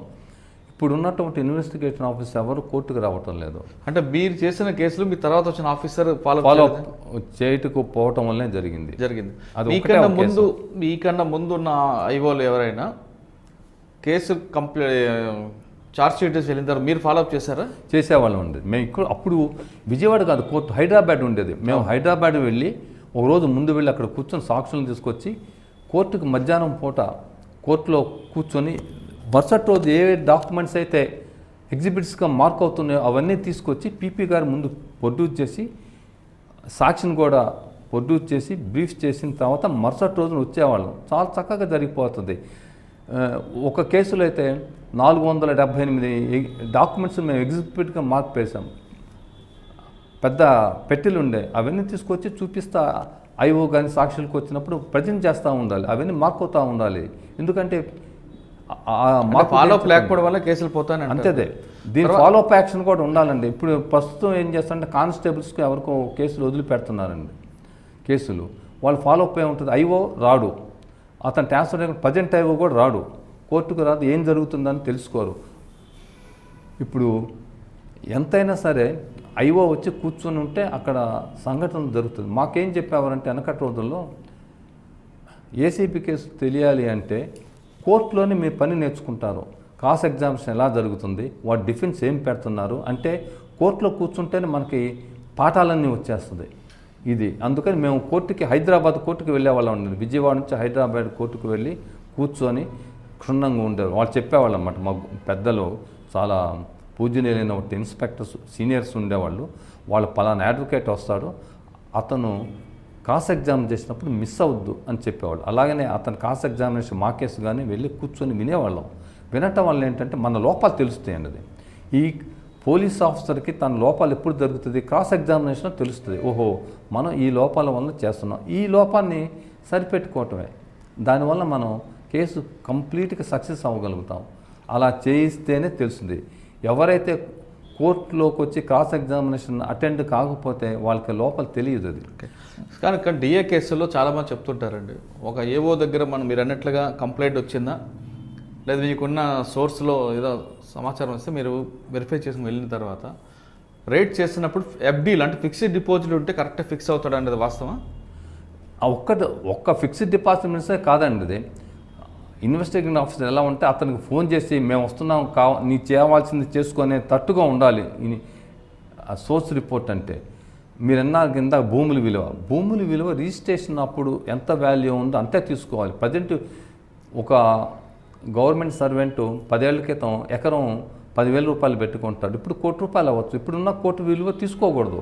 అతను ఇన్వెస్ట్ చేసిన డబ్బు కేవలం 10,000 రూపాయలే. 10,000 రూపాయలు మాత్రమే మనం పరిగణలోకి తీసుకోవాలి. కానీ 10,000 రూపాయలు తీసుకున్నా 10,000 రూపాయల పైన వచ్చిన పెట్టుబడికి వడ్డీ వస్తుంటుంది లేదా ఆదాయం వస్తుంది. అది ఇన్కమ్ కింద చూపించాలి. ఇన్కమ్ కింద చూపించి దానికి చాలా ఉన్నాయి. అతను ఈ యొక్క దీన్ని తన యాన్యువల్ ప్రాపర్టీలో కరెక్ట్గా రిఫ్లెక్ట్ చేశాడా, దీని గురించి ప్రభుత్వం తెలిసాడా అని చెప్పుకుంటూ ఉండాలి. దీని గురించి కూడా ఇప్పుడు మళ్ళీ కొత్త ఈ ఆస్పెక్ట్నే కొత్త క్రిమినల్ అదే మన anti corruption prevention of corruption act 80లో కూడా మార్పులు జరిగినాయి. దీనివల్ల ఇన్వెస్టిగేటింగ్ ఆఫీసర్కి ఇందులో డిఏ కేసు చేయాలంటే అతనికి బుక్ కీపింగ్ నాలెడ్జ్ బాగుండాలండి. అకౌంటెన్సీలు book keeping knowledge, income tax వేయటం, దాంతో చిట్ ఫండ్స్, జనరల్ నాలెడ్జ్, దాంతో అగ్రికల్చరల్ ఇన్కమ్ ఎలా వస్తుంది, వీటి మీద తరో నాలెడ్జ్ ఉన్నవాడే కరెక్ట్గా చేయగలుగుతారు. కొంతమంది వేసిన తర్వాత వాడి ఎక్స్ప్లెనేషన్ని హౌ టు రిబట్ చేయగలుగుతాడు. ఈ నాలెడ్జ్ లేకపోతే రిబట్ చేయలేడు. దాని తర్వాత ఏదో ఒకటి రాసి పంపుతారు, తీరా చూస్తుంటే కోర్టులో ఫెయిల్ అవటానికి ఆస్కారం ఉంది. కనుక డిస్ప్రపోర్షనేట్ అసెట్స్ కేసు పెట్టే ముందు చాలా స్పేడ్ వర్క్ జరగాలి ముందు. అవన్నీ చూసుకొని 100% వీ కెన్ గెట్ సక్సెస్ అని థరో అయినప్పుడే చేయగలగాలి. అబ్రప్ట్గా అదరాపదరా చేస్తే అది సక్సెస్ కాలేదు. సార్, ఏసీబీలో మీరు 10 సంవత్సరాలు పనిచేశారు, డిఏ కేసుల్లో కన్విక్షన్ తీసుకొచ్చారని చెప్తున్నారు. ఏసీబీలో టార్గెట్ ఉంటుందండి ఏమైనా? మా టైంలో ఉండేది కాదండి. ఇప్పుడున్న సంగతి ఇప్పుడు ఏంటంటే 30% ఇన్సెంటివ్ ఇచ్చారు, దాని తర్వాత టార్గెట్స్ పెట్టారని చెప్పుకుంటూ నేను విన్నాను. ఒక్కొక్క ఇన్స్పెక్టరు ఒక ఛార్జ్షీట్ ఫైల్ చేయటం, ఒక సర్ప్రైజ్ చెక్ చేయటం అని వాళ్ళే చెప్పుకుంటుంటే నాకు చెప్పారు. ఇప్పుడు మీరున్న టైంలో టైం లేదండి, ఫ్రీగా ఉండేవాళ్ళు. ఇన్స్పెక్టర్కి అంటే ఇన్వెస్టిగేషన్ ఆఫీసర్కి టెన్షన్ ఫ్రీగా ఉండాలి. టెన్షన్ ఫ్రీగా ఉంటేనే అతను ఇన్వెస్టిగేషన్ చేయగలుగుతాడు, లేకపోతే చేయలేడు. టెన్షన్ ఫ్రీగా ఉండాలి. ఇప్పుడు సార్, ఏసీబీ తర్వాత ఎక్కడికి వచ్చారండి? నేను ఏసీబీ అయిన తర్వాత సిఐడిలో ఉన్నానండి. సిఐడిలో ఇక్కడ విజయవాడ అంటే సిఐడికి స్టేట్ మొత్తం ఉండేదండి. నేను ఆర్సీఐ చేశాను, చాలా ఇంపార్టెంట్ కేసులు అవన్నీ చేశాను. ఏం కేసులు అండి? ఒకటి సత్యం కంప్యూటర్ మీద రామలింగరాజు కేసులో 95% మేము సిఐడి వాళ్ళం మేము చేసామండి. అతనిది బంజారా హిల్స్లో ఒక చోట అన్నిటికీ మేము కంపెనీ ఆఫ్ రిజిస్ట్రార్ ఆఫీస్కి వెళ్తే అతను 272 ప్రైవేట్ లిమిటెడ్ కంపెనీస్ని ఫ్లోట్ చేశాడండి. అంటే నక్షత్రాల పేరు మీద, ఇంట్లో బంధువుల పేరు మీద చేసి వాళ్ళ పేరు మీద ఆస్తులు కొన్నాడు. రంగారెడ్డి జిల్లా వాటిని పెట్టి కొన్న తర్వాత అడ్రస్ మాకు దొరకటం లేదు. అన్నిటికీ ఒకటే అడ్రస్ ఉంది. ఈ 272 కంపెనీలకి అడ్రస్ ఒకటే ఉంది. బంజారా హిల్స్ అంటే కొత్త కదా. అక్కడికి వెళ్ళిన తర్వాత ఆ ఇల్లు ఒక అతను అడిగాడు, షాపులో అడిగాను నేను. అతను చూస్తే నన్ను గుర్తుపట్టాడు. ఏమంటే అంటే సబ్ ఇన్స్పెక్టర్ గారు నమస్తే అండి, ఏంటి ఇటు వచ్చారంటే పలానా ఎక్కడేనంటే బెంజ్ కారులో వస్తాడంటే ఇక్కడ దిగుతాడని ఒక ఇల్లు చూపించారు. అక్కడికి వెళ్తే ఏమీ లేదు. ఇది అప్పుడప్పుడు వచ్చి రెస్ట్ తీసుకుంటారండి, పోస్టల్ అడ్రస్ కోసం ఇచ్చారని అక్కడ వాళ్ళు చెప్పారు. ఇందులో ఏమి మేము ఎంత వెతికినా కూడా అక్కడ ఏమీ లేవు రికార్డ్స్ కానీ అన్నిటికీ ఇక్కడే వస్తుందంటే పోస్టల్ అడ్రస్ కోసం అన్నాడు. అది చాలా మెట్లు ఎక్కువ ఉన్నాయండి. అది నేల మీద నుంచి మెట్లు ఎక్కాలి, కానీ పార్కింగ్ ప్లేస్ లేదు దానికి. ఇంత హైట్ కట్టాడు, కింద పార్కింగ్ ప్లేస్ లేదు. కారు వస్తే రోడ్డు మీద పెట్టుకోవాలి ఏంటని చూస్తే అంత చక్కగా నీట్గా కార్పెట్ ఉంది ఆ గదిలో. మేము వేసుకుని అటంట తీసుకుంటే కాలుతో ఎట్టట్ట అంటే ఒక చోట నడుస్తూ ఉంటుంటే బోల్గా కనపడ్డది. ఏమిటా బోల్ అని ఆ కార్పెట్ని ఎత్తితే ఓ నేల మాలిగా ఉంది, ఆ మెట్లు ఉన్నాయి. అందులో ఈ 272 కంపెనీలకు కొన్నటువంటి డాక్యుమెంట్స్ దొరికినాయండి. పూర్తిగా వాటికి లింక్ డాక్యుమెంట్స్ చక్కగా ఉన్నాయన్నమాట. అవి 40 బాక్సుల్లో పెట్టి సిఐడి వాళ్ళు తీసుకున్నారు. అదే మెయిన్ ఇది. అది కాకుండా అందులో చేసింది ఏంటంటే అతనికి ఒక సెక్రటరీ ఆఫీస్ ఉంది, పిజ్జా హట్. నేను వెళ్ళేటప్పటికే ఇన్కమ్ ట్యాక్స్ వాళ్ళు ఉన్నారు. వాళ్ళు మీరు వెళ్ళకూడదంటే నేను ఇట్లా సిఐడి ఆఫీస్ ఉన్నాయి, if you go I will take care of you, I will take action against you, don't take any records అంటే మేము ఇన్కమ్ ట్యాక్స్ ముందు వచ్చామంటే వాళ్ళు చెప్పారు. కొంతమంది అదే టైంలో రిజిస్టార్ ఆఫ్ కంపెనీస్ వాళ్ళు కూడా వచ్చారు. వాళ్ళు తెలిసిన వాళ్ళు, నేను వెళ్తూ ఉంటాను ప్రతిరోజు, వాళ్ళు సైక్ చేస్తారు అవసరం లేదు. ఆ ఇన్కమ్ ట్యాక్స్ వాళ్ళు వచ్చి పిచ్చి రికార్డులు పట్టుకెళ్ళారు, నీకేం పని లేదు అనండి. తర్వాత మేము వెళ్ళి ఆయన స్వయంగా సంతకం పెట్టినటువంటి ఈ 8 సంవత్సరాల్లో ఉన్నటువంటి బ్యాలెన్స్ షీట్ మీద అన్నిటి మీద ఒరిజినల్ డాక్యుమెంట్స్ తీసుకొచ్చాం. తర్వాత కొన్ని కారణాల వలన మా యొక్క కేసు సిబిఐకి వెళ్ళిపోయింది. సిబిఐకి ఆ ఒరిజినల్ డాక్యుమెంట్స్ని వాళ్ళ సెక్రటరీ కంపెనీ సెక్రటరీ ఆఫీస్ నుంచి తీసుకొచ్చింది. అదే ప్రాణం, అదే కేసు నిరూపణకి అదే జరిగింది. అది ఓకే. సిఐడీలో అది కాకుండా ఇంకేం చేశారు? చాలా చేశాను, గుర్తుండమండి. చాలా సిఐడి తర్వాత ఎక్కడికి వచ్చారు? సిఐడి తర్వాత నేను ఆ సిఐడిలో రిటైర్ అయిపోయాను. అది ప్రమోషన్ ఎక్కడ సిఐడిలో వచ్చింది? సిఐడిలో వచ్చింది. డిఎస్పీగా అయిపోయాను, డిఎస్పీ నుంచి ఎడిషనల్ ఎస్పీ అయ్యాను, తర్వాత సిఐడిలోనే ఉంది. సిఐడిలో మరి మీకు లూప్ లైన్ ఎక్కడ పెట్టారండి? లూప్ లైన్ పెట్టారన్నారు, ఎక్కడ పెట్టారు? ఇదే లూప్ లైన్, సిఐడి ఇవన్నీ యూనిఫామ్ కానీ. సిఐడి అనేది మంచి క్రైమ్ ఇన్వెస్టిగేషన్ టీం కదండి అది. కాదండి అని అనుకుంటారు, కానీ ఇప్పుడు వెళ్తే ఇప్పుడు మీరే చెప్తున్నారు సిఐడిలోనే సత్యం రామలింగరాజు కేసు అవన్నీ మా టీం అండి. అక్కడ నేను ఒక్కనే కాదు, మాకు మంచి ఐజీ గారు ఉండేవాళ్ళండి. సిఐడి అనేది నాన్ ఫోకల్ అది కాదు, ఫోకల్ ఏది ఫోకల్గా అంటే మీరు అన్నట్టు సిఐడీలు అంటే అది ఇన్వెస్టిగేషన్స్ ఉంటే ఆ టైంలో మంచి ఆఫీసర్స్ ఉన్నారండి. మేము చేయగలి నా గొప్పతనం కాదు అది, మాకు సపోర్ట్గా కృష్ణరాజు గారు ఉన్నారు, శివనారాయణ గారు అనే ఒక ఎక్షన్ డీజీ, కృష్ణరాజు కౌముది గారు ఆయన అప్పుడు ఐజీపీ ర్యాంకులో ఉన్నారు. దాని తర్వాత మాకు మంచి సత్యనారాయణ గారని ఒక ఐజీ రిటైర్ అయిపోయారు ఆయన. దాని తర్వాత సుమతి గారు కూడా ఉన్నారు కదా, కృష్ణరాజు గారు. కృష్ణరాజు అప్పుడు మా టైంలో లేరండి అది. సుమతి అని ఇప్పుడు నవ్ ఎస్పీ ఇన్ హైదరాబాద్ సిటీలో మంచి టాలెంటెడ్ ఆఫీసర్, పోలీస్ ఆఫీసర్ ఆమె. దాని తర్వాత నేను, దాని తర్వాత నా పక్కన సాంబయ్య అని ఇంకొక ఇన్స్పెక్టర్ గుంటూరు నుంచే వస్తారు. మేము చేసాం, ఈ టీం వర్క్ మీద చేసామనేది నా ఒక్కరితో కాదు. నిజంగా సిఐడిలో ఎలా వెళ్ళేవాళ్ళు అంటే అలా ప్రతిరోజు కౌముది గారు రివ్యూ చేసేవాళ్ళు, ఏం చేశారు వాళ్ళంతా. ఆ విధంగా చేయబట్టి షెడ్యూల్ కంటే ముందులో ఉన్నామండి ఇన్వెస్టిగేషన్. అంటే మీరు చేసిన టీం వర్క్ మాదొక్కటి కాదు, మా అందరూ. అదే మీరు చేసిన రామలింగరాజు గారు కేసు కాకుండా ఇంకా వేరే కేసులే ఉన్నాయండి? చాలా ఉన్నాయండి. కొన్ని లోకల్ పోలీస్ వాళ్ళకు మర్డర్ కేసు 5 years ఇన్వెస్టిగేషన్ చేసిన తర్వాత ఇస్తే నేను తీసుకొని సెలవులో ఉన్నా కూడా వెళ్ళి చేసి ఇస్తే దానికి లైఫ్ పడ్డది. అది గుంటూరుకు సంబంధించిన కేసు. అలాగనే చాలా ఉంటాయి సిఐడిలో. దాంట్లో మేము ఏం చేసేవాళ్ళం అంటే నాకు ఎక్కువ వచ్చిన కేసుని రిఫర్ చేసేవాళ్ళం. ఎక్కువ ఐఓ యొక్క పోయింది, ఇది ఈ కేసుకి రాదుది కాబట్టి ఈజ్ నాట్ ఏ కేసు అని రిఫర్ చేసేవాళ్ళం ఎక్కువగా ఉన్నట్టుగా. అంటే మీరు సిఐడిలోనే ఇన్స్పెక్టర్, సిఐడిలోనే డిఎస్పీ, సిఐడిలో అడిషనల్ ఎస్పీ రిటైర్ అయిపోయారు. ఓకే, రిటైర్ అయిపోయిన తర్వాత మీరు ఆల్రెడీ అడ్వకేట్గా ప్రాక్టీస్ ముందు చదువుకున్నారు అనుకున్నారు కదా? ముందు లా డిగ్రీ ఉందండి. సిఐడిలో ఉన్నప్పుడు విజయవాడ కోర్టులో నేను ఉద్యోగంలో చేరకముందే నాకు లా డిగ్రీ పరీక్ష రాసి మరుసటి రోజునే ట్రైనింగ్ కాలేజ్కి వెళ్ళాను. అదే రిటైర్ అయిపోయిన తర్వాత విజయవాడ బార్ కౌన్సిల్కి అప్లై చేశారు? అవునండి, స్టేట్ బార్ కౌన్సిల్ హైదరాబాద్లో రిజిస్టర్ చేసుకున్నాను. మొదటి రోజు రంజాన్ వచ్చింది, ఆ తర్వాత సెలవులు వచ్చినాయి. మరుసటి రోజు 3వ రోజు నుంచి నేను ప్రాక్టీస్ స్టార్ట్ చేశారు. ఓకే, ఫస్ట్ కేసు ఏం తీసుకున్నారండి? నాకు అనేక కేసులు వచ్చినాయండి. ఇప్పుడు ఏసీబీలు ఏంటంటే ఇప్పుడు ట్రయల్కి రావడానికి చాలా టైం పడుతుందండి. నాకు వచ్చిన కేసులు ఇప్పుడు 2009లో రిజిస్ట్రేషన్ కేసులు ఇప్పుడు ట్రయల్కి వస్తున్నాయండి. It will take time. నేను 2011లో రిటైర్ అయిపోయాను కదా, అందుకని నాకు ఒక రేప్ కేసులో ఇచ్చారు. దాంట్లో ఇది ఇంకొక ఎటువంటిది సిమిలర్ కేసు మంగళగిరి కేసు ఒకటి ఉంది.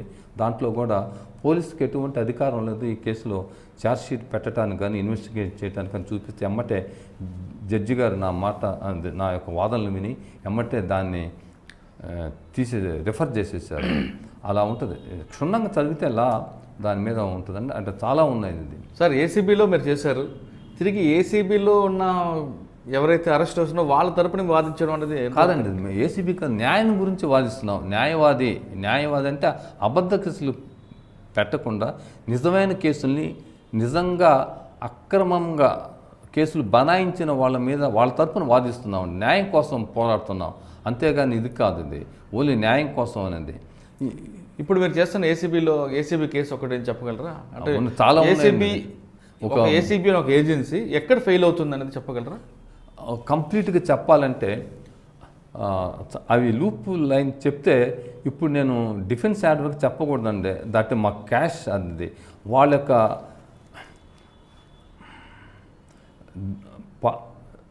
లోపభూయిష్టమైన ఇన్వెస్టిగేషన్ మీదనే కేసులు పోతాయండి. లోపభూయిష్టం ఇన్వెస్టిగేషన్ లోపభూయిష్టం అనే విషయం మీరు చెప్తున్నారు, చాలామంది చెప్తున్నారండి. ఒకటి ఎగ్జాంపుల్ చెప్పండి. అంటే ఇప్పుడు మీరు ఇందాక మీ సర్వీస్లో చెప్తున్నారు, ఒక డిఏ కేసు వచ్చిందంటే ప్రాపర్ ఇన్వెస్టిగేషన్ వెళ్ళాలి, డాక్యుమెంట్ వెరిఫికేషన్ జరగాలి, ఏవో సంబంధించిన ప్రాపర్టీ ఎప్పుడు కొన్నాడో పెట్టుబడి పెట్టాడో దాని మీద మనం కేసు రిజిస్టర్ చేయాలని మీరు చెప్పారు. అలా చేస్తే ఖచ్చితంగా కన్విక్షన్ వస్తుందని చెప్తున్నారు. కానీ కొంతమంది ఆఫీసర్లు తొందరపాటు వల్ల లేదంటే టార్గెట్ రీచ్ అవ్వాలను మార్కెట్ రేట్ మీద కేసు రిజిస్టర్ చేయడం వల్ల కొంచెం ఫెయిల్ అవుతుంది. అందుకు కదండి నేను చెప్పాను, ఏసీబీలో చేయాలంటే that officer has a talent in double entry book keeping అని చెప్పాను. డబుల్ ఎంట్రీ బుక్ కీపింగ్తో పాటు అతనికి ఇన్కమ్ ట్యాక్స్ రిటర్న్స్ వేయటం, నాలెడ్జి, డిపార్ట్మెంటల్ రూల్స్ ఇవన్నీ తెలియాలి. Plus prevention of corruption act అనేది కడతా మలకం ఉండాలి. లేటెస్ట్ జడ్జిమెంట్స్ అన్నీ పెట్టుకుని నోట్స్ రాసుకొని ఫర్ ది ప్రాసిక్యూషన్కి అని ఉండాలి. లేటెస్ట్ ఇవన్నీ థరో నాలెడ్జ్. కానీ ఇప్పుడున్న ఏసీబీ అటువంటి పవర్స్ చేయట్లేదని మీరు అనుకుంటున్నారు? అటువంటి నేను అనుకోవటం లేదండి, అది నేను అది చెప్పకూడదు. మాకు వచ్చిన కేసులో ఒక కేసు ఉంది, ఫండమెంటల్ చేయాల్సింది చేయటం లేదు, దాంతో కేసు పోతుంది. అంటే ఫండమెంటల్ ఏం చేయలేదు, ఒక్క మిస్టేక్. అది చెప్పకూడదండి, that is the trade secret. అది తర్వాత వస్తుంది, ఎందుకంటే అవన్నీ ట్రయల్స్లో ఉన్నాయి. ఇంపార్టెంట్ ఇది. ఇంత పెద్ద ఆఫీసర్ చాలా కాలం ఇతను ఏసీబీలో పనిచేశాడు, ఈ విషయం ఎలా మర్చిపోయారు, ఎలా విస్మరించాడు అని అనిపిస్తుంది అనమాట. అది మాకు చూడంగానే ఎస్ ఒక అతను వచ్చాడు కేసు చేయమని చూశాను, చాలా ఆఫీసర్ మంచి అతను చూస్తే ఒక చాలా పెద్ద బ్లండర్. ఎస్ నేను తీసుకున్నాను, అలా తీసుకుంటాను కానీ ఇష్టం వచ్చిన కేసు తీసుకునేవాళ్ళం కాదు. అదే ఆ థరో బ్యాక్గ్రౌండ్ అది. అంటే మీరు అన్నట్లుగానే అంటే వాళ్ళు ఫండమెంటల్ ఇప్పుడు మాకు తెలుస్తుంది లోపభూయిష్టం అనేది. ఇప్పుడు అడ్వకేట్కి ఉన్న వాళ్ళకు కూడా తెలియకపోవచ్చు, ఎందుకంటే ఇన్వెస్టిగేషన్లు ఉన్నాం కాబట్టి మాకు చూడంగానే అందులో ఏది చేయాలి ఏది చేయలేదు, ఇప్పుడు what are the necessary things to be done, అవి ఏం చేయడు ఏం చేయలేదు. దాని ఏసీబీ చెప్పే వెర్షన్ వేరేగా ఉందండి. వీళ్ళందరూ ఆదాయం మించి అక్రమంగా సంపాదించారు, అవినీతి పరులు, కాబట్టి వీళ్ళ మీద మేము కఠినంగా చర్య తీసుకుంటాం, దర్యాప్తులో భాగంగా 1-2 మిస్టేక్లు జరగవచ్చు అనేది ఏసీబీ. కాదండి, అటువంటి కేసులు పెడితే అందరూ యాజ్ ఎ సివిలియన్గా అందరూ మేము సంతోషిస్తాం. నిజమైనటువంటి వాళ్ళు ఉన్నారు, అసలైన వాళ్ళని పట్టుకోండి, ప్రజలు సంతోషిస్తారు, పబ్లిక్ సంతోషిస్తారు. ఎందుకంటే సంఘానికి చీడ పురుగులు ఉన్న వాళ్ళని పట్టుకొని కోర్టు ముందుకు లాగాలి, అది కాదనలేదు. అమాయకుల మీద కేసులు పెట్టడం, కక్ష సాధింపులు చర్యలు చేయటున్నారే, వాళ్ళ తరపున మేము వస్తున్నాం ఫైట్ చేయడానికి. అంటే కక్ష సాధింపు అంటే పొలిటికల్ ప్రెజర్ అనుకుంటారు, అన్నీ ఉంటాయి. ఎక్స్టేనియస్ కన్సిడరేషన్స్ అంటారు, అనేక కారణాల వలన, తన పర్సనల్ యానిమాసిటీ వలన దాని మీద వచ్చే వాటికే మేము తరపున పోట్లాడుతున్నాం. ఇది చట్టంగా ఎంతవరకు ఉంది, ఈ కేసులు ఏంటి, పోలీస్ ఏసీబీకి అంటారు. ఇప్పుడు ఏసీబీలో వచ్చే వాళ్ళకి ముందు ఒక ట్రైనింగ్ ఉండాలన్నది, దే మస్ట్ బి. అందుకనే నేను విదేశాలకి కొన్ని కోర్టులకు వెళ్ళానండి. అంటే నేను ఊరక కూర్చోక వెళ్ళినప్పుడు అక్కడ ఏం జరుగుతుందని వెళ్తే, అక్కడ ఇన్వెస్టిగేటింగ్ ఆఫీసరు మన కోర్టులకి అక్కడికి చాలా భిన్నంగా ఉంటుంది. జూరీ ఉంటుంది అక్కడ, ఆ జూరీ, దాని తర్వాత జడ్జి ఉంటారు, పబ్లిక్ ప్రాసిక్యూటర్ అంటారు, పక్కనే సాక్షి అంటే ఇన్వెస్టిగేటింగ్ ఆఫీసర్ ఉంటాడు, ఇటు పక్కన డిఫెండెంట్ అంటారు. మళ్ళీ అక్యూజర్ అనకూడదు, అక్కడ నేరం ఉంది, అక్యూజర్ అనకూడదు, డిఫెండెంట్, అతని పక్కన డిఫెండెంట్ అడ్వకేట్ ఉంటారు మొదటి గ్యాలరీలో. కోర్టు స్టాఫ్ ఉంటుంది, అంతా మైక్రోఫోన్స్ అన్నీ ఉంటాయి, జూరీ ఉంటుంది. ఈ వాదనంతా జూరీకి వినిపించాలి. జడ్జి ఆ జూరీ యొక్క తీర్పుని బట్టి తన జడ్జిమెంట్ ఇస్తూ ఉంటారు. నేను కూడా ఉన్నాను, ఒక కేసులో నేను కూడా అడిగితే సమాధానం చెప్పానంట. ఒక ఎవిడెన్స్ యాక్ట్కి వస్తే సేమ్ మన ఇండియన్ ఎవిడెన్స్ యాక్ట్కి అమెరికన్ ఎవిడెన్స్కి ఏం తేడా లేదు, సెక్షన్స్ వెనక ముందు మార్పే, కానీ it is a same, we are adapted from British. అప్పుడు రాసింది ఇదంతా ఒకటే చెప్పే, ఫండమెంటల్స్ పోదు కదా. అక్కడ ఐఓని కోర్టులో ఎక్కించేటప్పుడు ప్రాసిక్యూటర్ పక్క నుండి ఐఓ యొక్క క్వాలిఫికేషన్స్ ఏంటి, అతను ఈ ఇన్వెస్టిగేషన్ చేయడానికి ఉన్న అనుభవం ఏంటి, ఏ విధంగా ట్రైనింగ్ అయ్యాడు, అతనికి ఒక కెపాసిటీ, క్వాలిఫికేషన్, అథారిటీ గురించి దాదాపు 2-3 పేజీలు సాక్ష్యం చెప్పిస్తారన్నమాట. తను ఎలా ట్రైనింగ్ అయింది, దీంట్లో నేను చేయటానికి ఉన్నటువంటి ఎక్స్పెక్టేషన్, క్వాలిఫికేషన్స్ ఏంటి, అవన్నీ చెప్పిస్తారన్నమాట ప్రాసిక్యూషన్. కానీ ఇక్కడ అదేం జరగటం లేదు. ఏ ఇన్వెస్టిగేటింగ్ ఆఫీసర్ ఆ విధంగా చెప్పటం లేదు. వచ్చి ఇక మామూలుగా రావడంతోనే previously work at police station సోన్స్ అని చెప్పేస్తున్నారు. ఈ కేసును తీసుకోవటానికి అతనికి ఇన్వెస్టిగేషన్ చేయడానికి ఉన్నటువంటి అర్హతల గురించి చెప్పడం లేదు. ఓకే, ఆ విధంగా ఉంటుంది. అక్కడ ఉన్న థరో ఇది నాకు చాలా చక్కగా ఉందా. అంటే ఇక్కడ కూడా మన దగ్గర కూడా ఏసీబీలో పనిచేయాలంటే పర్ఫెక్ట్గా ఉండాలి, నాలెడ్జబుల్ ట్రైన్డ్ ఉండాలండి, ప్రతి ఒక్కరికి ట్రైన్డ్. అక్కడ ప్రతి ఒక్కళ్ళు కొన్నాళ్ళు తప్పనిసరిగా ఎక్స్పర్టైజ్ స్కిల్స్ తీసుకోవటానికని వెళ్తూ ఉంటారు. ఓకే సార్, ఇప్పుడు ఏసీబీ అయిపోయింది, సిఐడి అయిపోయింది, సిఐడిలో రిటైర్ అయిపోయారు మీరు అడిషనల్ ఎస్పీగా, తర్వాత అడ్వకేట్ ప్రాక్టీస్ చేస్తున్నారు, ఏసీబీకి సంబంధించిన కేసులు చూస్తున్నారు, వాటితో పాటు కొన్ని రేపు ఏది వస్తే అదేనండి మనకి. సార్ మీరు ఫస్ట్ నుంచి ఒక ఆర్గ్యుమెంట్ చేస్తున్నారు, ప్రధానంగా ఒక నిందితుడికి కానీ పోలీస్ స్టేషన్లో ఉన్న వాళ్ళకి కానీ హ్యాండ్ కప్స్ చేసే అధికారం లేదంటున్నారు. ఎందువల్ల? అసలు హ్యాండ్ కఫ్స్ చేసే అధికారం ఎవరిచ్చారండి? పోలీస్ డిపార్ట్మెంట్లో హ్యాండ్ కఫ్స్ కనుక వేస్తే ఆర్టికల్ 21 కింద 19 కింద అతన్ని చాలా డిఫర్మేషన్ చేశారు, అవమానపరిచినట్టుది. నిందితుడికి సుప్రీంకోర్టు ఇచ్చారు. నాకు తెలుసు 1964లో ఆంధ్రప్రదేశ్ స్టేట్ ఆఫ్ ఆంధ్రప్రదేశ్ వేణుగోపాల్ అనే దాంట్లో వాటిలో కూడా దాని తర్వాత మనేకా గాంధీ కేసు, దాని తర్వాత ఈ కేసు హ్యాండ్ కఫ్స్ అనేది ఒక మనిషి యొక్క వేస్తే అతనికి అతని కుటుంబ సభ్యులు తలెత్తుకోలేరు. ఎంత అవమానకరం! హ్యాండ్ కఫ్స్ అనేది వేయకూడదు అని సుప్రీంకోర్టు జనరల్ రూల్స్ ఇచ్చేసి అది పారిపోతుంటే లేదంటే ఇంకొక దాని తగ్గట్టు తీసుకోమని ఉందండి. ఉదాహరణకి citizens for democracy through its president versus state of అస్సాంలని అందులో కొన్ని గైడ్ లైన్స్ ఇచ్చింది. పోలీసులు ఎటువంటి పరిస్థితుల్లో కూడా హ్యాండ్ కఫ్స్ వేయటానికి అధికారం లేదు. ఒకవేళ వేయాలంటే they have to take the permission from the court. Arrest చేసినప్పుడు పోలీస్ స్టేషన్ తీసుకెళ్ళినప్పుడు కానీ, పోలీస్ స్టేషన్ నుంచి రిమాండ్కి వెళ్ళటానికి సబ్ జైలుకి తీసుకెళ్ళటానికి కానీ, సబ్ జైలు నుంచి తిరిగి పోలీస్ స్టేషన్ కోర్టుకు తీసుకురావడానికి వేయటానికి వీల్లేదు. ఎందుకంటే ఈ వ్యక్తి జ్యుడిషియల్ రిమాండ్లో ఉన్నాడు కాబట్టి జడ్జి గారికి అనుమతి లేకుండా ఏ పని చేయకూడదు. జ్యుడిషియల్ రిమాండ్లో ఉన్నటువంటి వ్యక్తిని నీ ఇష్టం వచ్చిన చోటకి కానీ ఇవి కానీ తీసుకురాదు, కోర్టు యొక్క అనుమతితోనే చేయాలి. అలాగనే జైల్లో ఉన్నప్పుడు కూడా వేయకూడదు. అతనికి కొంతమందికి కాళ్ళకి ఫెట్టర్స్ వేయటం, చేతులకు సంఖ్యలు వేయటం ఇవన్నీ చేయటానికి వీల్లేదు. ఎప్పుడు ముందు పర్మిషన్ తీసుకోవాలి. ఇతను చాలా భయంకరమైన నేరస్తుడు, కరుడుగట్టి నేరస్తుడు, ఇతనికి ఆ విధంగా సంఖ్యలు కనుక అయిపోతే పారిపోతాడు అని చెప్పినవాడు అది సమంజసం కాదు. జడ్జి గారికి గైడ్ లైన్స్ ఇచ్చింది సుప్రీంకోర్టు. మీరు అంటున్నారు ఒక నిందితులు ఒక అనుమానితుడిని పోలీస్ స్టేషన్ తీసుకొచ్చి అతని మీద ఒక కేసు పెట్టి ఆ కేసులో ఎఫ్ఐఆర్ కాపీ రిమాండ్ రిపోర్ట్తో పాటు కోర్టుకి తీసుకొస్తారు. కోర్టుకు తీసుకొచ్చినప్పుడు కోర్టుకి పోలీస్ స్టేషన్ మధ్యలో హ్యాండ్ కప్స్ వేయకూడదని మీరు చెప్తున్నారు. అవును. ఎందుకంటే ఆయన జ్యుడిషియల్ రిమాండ్ అంటున్నారు. కోర్టుకి వెళ్ళిన తర్వాత జ్యుడిషియల్ రిమాండా లేదా పోలీస్ స్టేషన్కి వచ్చినప్పుడు జ్యుడిషియల్ రిమాండా?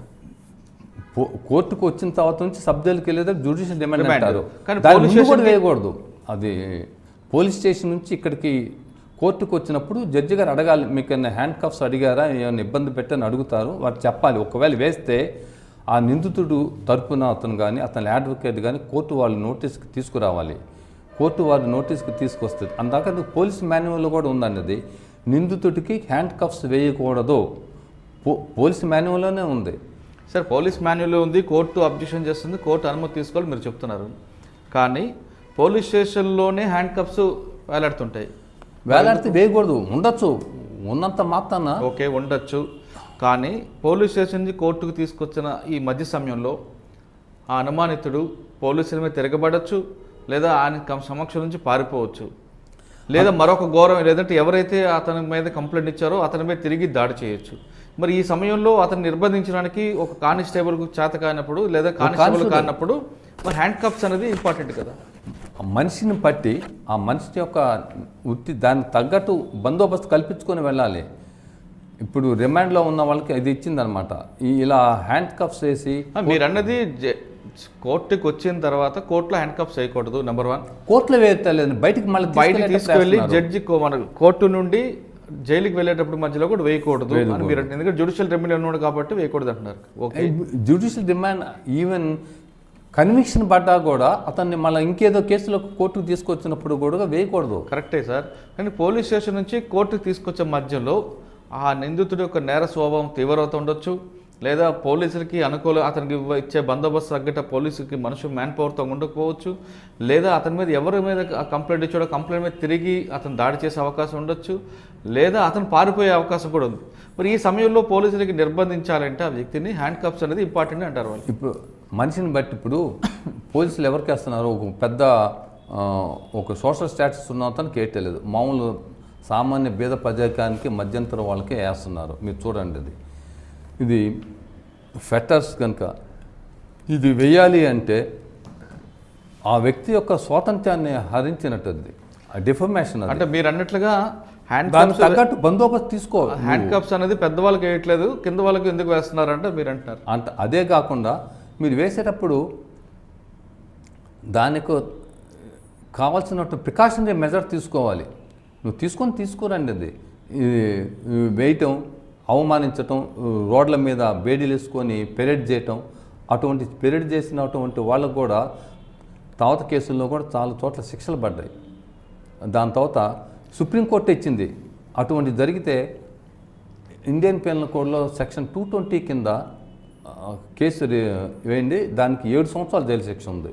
ఈ బేడీలు వేస్తే పోలీసుల మీద 7 సంవత్సరాల జైలు శిక్ష ఉంది.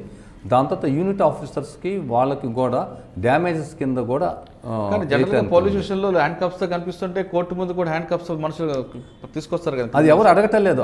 వాళ్ళకి సంబంధించినటువంటి అడ్వకేట్ కోర్టు తీసుకొచ్చి పెట్టాలి, హ్యూమన్ రైట్స్ కమిషన్కి రిపోర్ట్ చేయాలి. దాని తర్వాత దాని తగ్గట్టు డాక్యుమెంటరీ ఎవిడెన్స్ తీసుకొచ్చి కోర్టులో ప్రొడ్యూస్ చేయాలి. ఇది ఈ విధంగా కోర్టులు చెప్పించాలి, ఇట్లా తీసుకొస్తున్నారంటే మమ్మల్ని ఎస్కార్ట్ వాళ్ళు సబ్ జైలు నుంచి ఇక్కడికి తీసుకొచ్చేటప్పుడు లేకపోతే జైలు నుంచి తీసుకొచ్చేటప్పుడు హ్యాండ్ కప్స్ వేస్తే మమ్మల్ని చాలా ఇదిగా తీసుకొని వస్తున్నారు అని వాళ్ళు కోర్టు వారికి తెలియపరచాలి.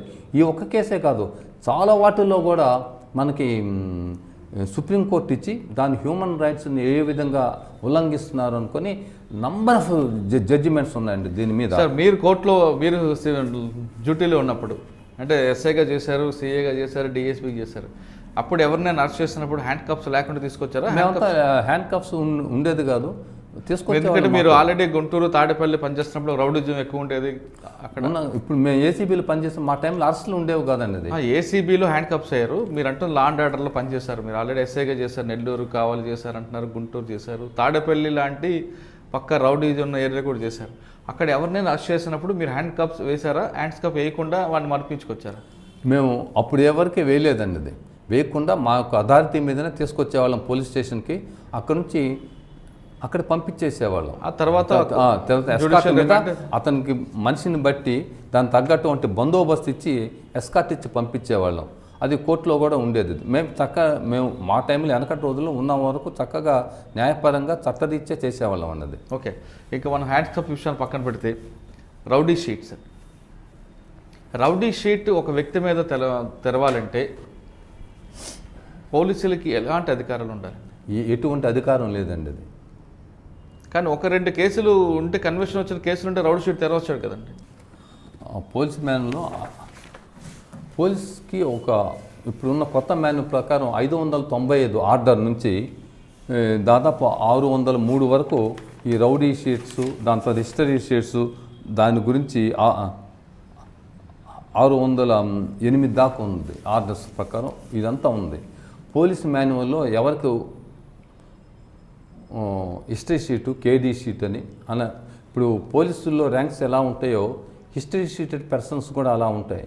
సస్పెక్ట్ అని, అది ముదిరితే రౌడీ అని, రౌడీ ముదిరితే కేడీ అని, కేడీ ముదిరితే డీసీ అని, డీసీ ముదిరితే హెచ్ఓ అని, ఇన్ని రకాలుగా ఉన్నాయి. ఇన్ని రకాలకి మనకి చూస్తూ ఉంటారు. మన రోజు పోలీస్ స్టేషన్కి వెళ్ళంగానే కొన్ని ఫోటోలు ఎలాడుతూ ఉంటాయి. బోర్డు మీద పలానా రౌడీ ఇదన్నీ రాస్తూ ఉంటారు. కొన్ని ఎగ్జిబిషన్స్లో కూడా పెడతా ఉంటారు వీళ్ళు ఫోటోలు. అలాగనే కొన్ని ఇంపార్టెంట్ ప్లేసుల ముందు పలానోడు రౌడీ అని ఇదన్నీ పెడతా ఉంటారు. దాని తర్వాత పేపర్లో కూడా వేస్తూ ఉంటారు, వీడు పలానోడు రౌడీ షీటరు, పలానా అతని గురించి, పలానా ఆఫీసర్ వచ్చిన తర్వాత రౌడీలకి కౌన్సిలింగ్ చేశారని, ఇక నుంచి ప్రతిరోజు పోలీస్ స్టేషన్లో సంతకం పెట్టమని ఆర్డర్ ఇవ్వటం కానీ ఇవన్నీ జరుగుతుంది. ఇవన్నీ మన యొక్క రాజ్యాంగం, కాన్స్టిట్యూషన్కి వ్యతిరేకమైన పనులండి. ఇది నేను అడుగుతున్నది, police is a manual. Police manual is not a law. ఈ 1964 సుప్రీంకోర్టు ఇచ్చింది. సుదీర్ఘమైన మన ఆంధ్రప్రదేశ్ కేసే, వేణుగోపాల్ అని అతని మీద. ఈ రౌడీ షీట్ కానీ ఇది కానీ చేయటానికి లేదు, అసలు అధికారం అనేది లేదు. ఎందుకంటే పోలీస్ మాన్యువల్ చట్టసభల్లో ఆమోదం పొందింది కాదు, అది వాళ్ళ సౌలభ్యం కోసం అని వాళ్ళు. అవునండి, మద్రాస్ బ్రిటిష్ వాడు ఇచ్చుకుంది దాన్ని. మద్రాస్ కాదు, నేను కూడా మా ఇంట్లో వాళ్ళంతా కలిసి మేము ఒక చట్టం రాసుకుంటాం. ఈ ఏరియాలో ఎవడు మంచి చెడ్డమని, అంతవరకే. అది మూడో కంటికి తెలియకూడదు. అది పోలీస్ దాంట్లో హిస్టరీ షీట్స్ మెయింటైన్ చేస్తున్నారంటే అది మూడో కంటికి కానీ పోలీస్ గడప దాటి బయటకు వస్తే డిఫర్మేషన్ కింద అవుతుంది, వాళ్ళ మీద రాజ్యాంగ దురాక్రమణ అవుతుంది. మీరు చెప్తున్నట్లుగా రౌడీ షీట్ తెరవాలంటే కోర్టు అనుమతి కావాలి, అది రాజ్యాంగం విరుద్ధం మీరు అంటున్నారు. కోర్టు అనుమతితోనే చేయాలండి. ఓకే, కానీ కొంతమంది పోలీసులు ఏం చెప్తారంటే 109 నైట్లో అరెస్ట్ చేసిన దాన్ని 110లోకి మీరు తీసుకొచ్చిన 110లో కన్విక్షన్ తీసుకొచ్చి పెట్టినప్పుడు ఒక తహసీల్దార్ ముందో లేదంటే ఆర్డీఓ ముందో మేము బైండ్ ఓవర్ చేస్తాం, వాడు సంతకం పెడతాడు, సంతకం పెట్టగానే అది ఆటోమేటిక్గా మాకు ఒక పవర్ వస్తుంది. ఒకటి నెంబర్ 1. నెంబర్ 2, 2 సార్లు అరెస్ట్ చేసిన 2 సార్లు కేసు అయినా ఆయన మీద మీరు రౌడీ షీట్ తీసే అధికారం ఉంది అంటారు. నెంబర్ 2. నెంబర్ 3, గతంలో 2 సర్కిల్లో లేదా 3 సర్కిల్లో కానీ అదే వ్యక్తి మీద కేసు ఉంటే ఆయన మీద రౌడీ షీట్ తీయచ్చు అనేది మాకు ఉంది పవర్ అంటున్నారు. లేదండి, అది ధర్మ విరుద్ధం. ఎందుకంటే వీళ్ళ పోలీస్ మాన్యువల్లోనే 596 ఆర్డర్లోనే 356 సిఆర్పిసిలో జడ్జిమెంట్ రాయాలండి. జడ్జి గారు తన జడ్జిమెంట్ ఇస్తా ఏ సెక్షన్లో ఉంటే వాడికి జడ్జిమెంట్లు రాయాలి, వీడికి ఇస్తే అప్పుడు ఆటోమేటిక్గా వాడికి షీట్ ఓపెన్ చేయమనేది. అప్పుడు అంటే కన్విక్షన్ వస్తేనే వాడు రౌడీ షీట్కి ఎలిజిబుల్ అంటారు. చెప్తున్నాను ముందు దేనికైనా సరే ఈ 356 సిఆర్పిసి ప్రకారం జడ్జి గారు ఉన్నారనుకోండి, ఏ కేసులు అంటే ఇప్పుడు 489A నుంచి 489E వరకు అంటే దొంగ నోట్లు ముద్రించటం, కాయిన్స్ ముద్రించటం, దొంగ నోట్లు కలిగి ఉండటం, మార్పిడి చేయటం, దొంగ నోట్లు కాయిన్స్కి సంబంధించిన వస్తు సామాగ్రిని కలిగి ఉండటం, వీటిల్లో ఒకసారి కన్విక్షన్ పడితే వాటిల్లో జడ్జి గారు రాస్తారు. వీరికి రెసిడెన్స్ గురించి వాటి గురించి నిఘా పెట్టమని దాని గురించి ఈ 356 సెక్షన్లో ఉన్నాయి. దాంట్లో జడ్జిమెంట్లు రాయాలి. ఆ జడ్జిమెంట్ ప్రకారమే వీళ్ళు యాక్షన్ తీసుకోవాలి. అలాగనే అదే జడ్జి గారు అదే ఫస్ట్ క్లాస్ మ్యాజిస్ట్రేట్ అయి ఉండాలి. మళ్ళా 215 ఐపీసీ ప్రకారం కానీ దాని తర్వాత ఈ ఇండియన్ పెనల్ కోడ్ చాప్టర్ 12 ఉంది. 12లో సెక్షన్స్ 231 నుంచి 267 వరకు ఉన్నటువంటి కేసుల్లో నాణ్యాలు, స్టాంప్స్ వీటిల్లో కూడా చెప్తున్నట్లుగా అలాంటి కేసులు కాకుండా రౌడీ షీట్లు అంటే పోలీస్ సిస్టంలో ఇప్పుడున్న ప్రజెంట్ సిస్టంలో రాత్రులు దొరికిన వాడు కానీ లేదా ఎవరినైనా బెదిరించినా లేదా మాబ్ని గ్యాదర్ చేసి మాబ్ని రెచ్చగొట్టినా ఒకటి పక్క పోలీస్ స్టేషన్లో రెండు ఎఫ్ఐఆర్లు నమోదైంది. మీరు అంటున్నారు కన్విక్షన్ కూడా అవసరం లేదు, ఎఫ్ఐఆర్ నమోదైతే చాలు, లేదా జీడీ ఎంట్రీ పెట్టినా చాలు, వాళ్ళ మీద రౌడీ షీట్ ఓపెన్ చేస్తున్నారు. లేదండి, ఇప్పుడు పుట్టగుంట పసి అని ఒక అతను మాచివరం పోలీస్ స్టేషన్లో ఉండి కోర్టుకు వెళ్ళాడు. తన మీద కమిషనర్ ఆఫ్ పోలీస్ విజయవాడ మీదకి ఎమ్మటి కోర్టు ఇచ్చింది ఇది.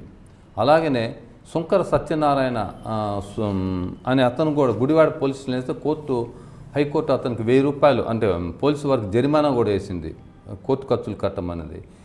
మీకు అధికారం లేదు. రౌడీ షీట్లు చాలా ఈజీగా ఓపెన్ చేస్తున్నారు కదా, ఓపెన్ చేయడం లేదండి.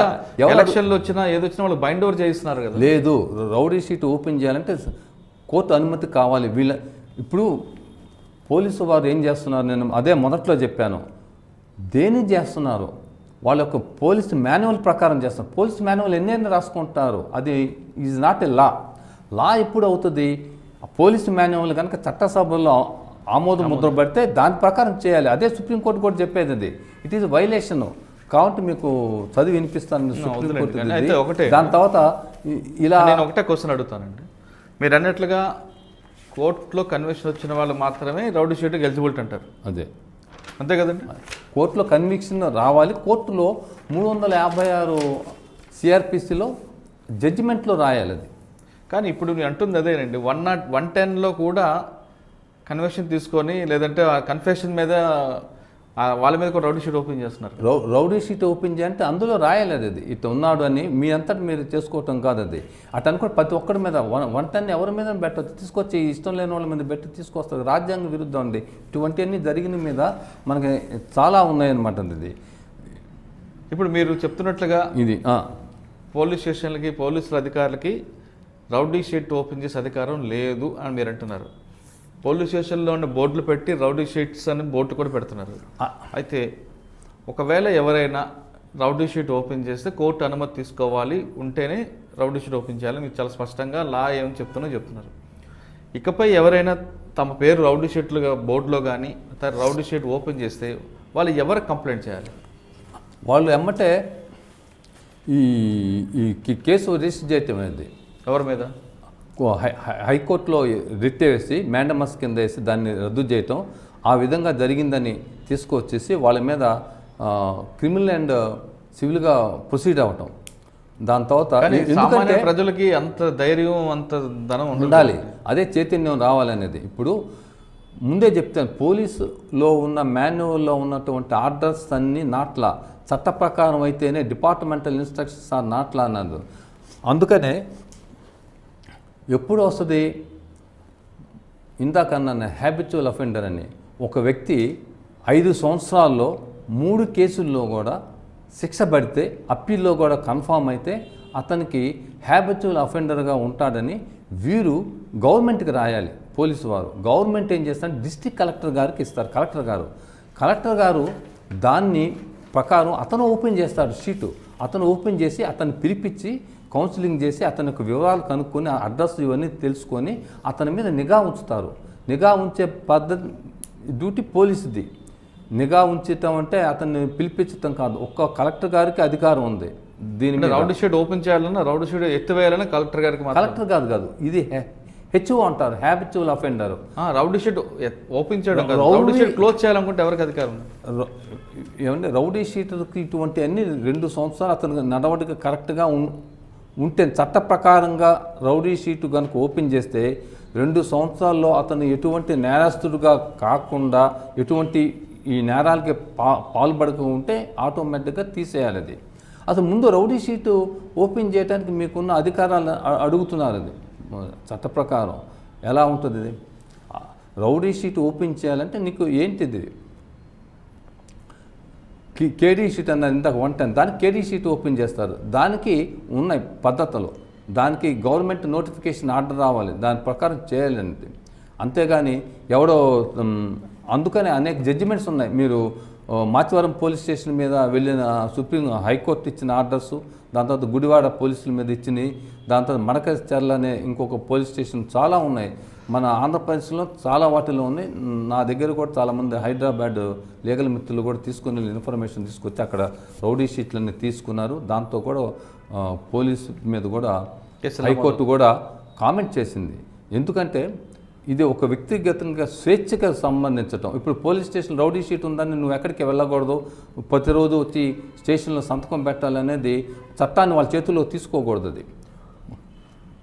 అది పిలవటం, మీరంతా ఎక్కడికి ఊరు దాటి పోకూడదని ఆ విధంగా ఇచ్చే అధికారం లేదు. వాళ్ళు ఏది పని సరే చట్ట ప్రకారం చేయాలి. అది ఓకే. తర్వాత ఇంకా రౌడీ షీట్ పక్కన పెడితే పీడీ యాక్ట్ అండి. పీడీ యాక్ట్ అది నమోదు చేసే అధికారం ఎవరికి ఉంది? పీడీ కూడా ఇదే కదా, మనకి చీఫ్ సెక్రటరీ నుంచి రావాలంటే పీడీ యాక్ట్ అనేది ప్రిన్సిపల్ డిటెన్షన్, దానికి రావాలంటే చాలా ఉన్నాయి. 24 గంటలు అతనికి నోటీస్ ఇవ్వాలి, చాలా ఉంది, జైల్లో ఉన్నా కూడా ఉంది. దానికి ఆ కేసుని బట్టి ఉంటుంది. ఎక్కువగా అవి నార్కోటిక్ డ్రగ్స్ మీద వాళ్ళ మీద NDPS యాక్ట్ మీద ఉన్న వాళ్ళకి ఉపయోగిస్తూ ఉంటారు.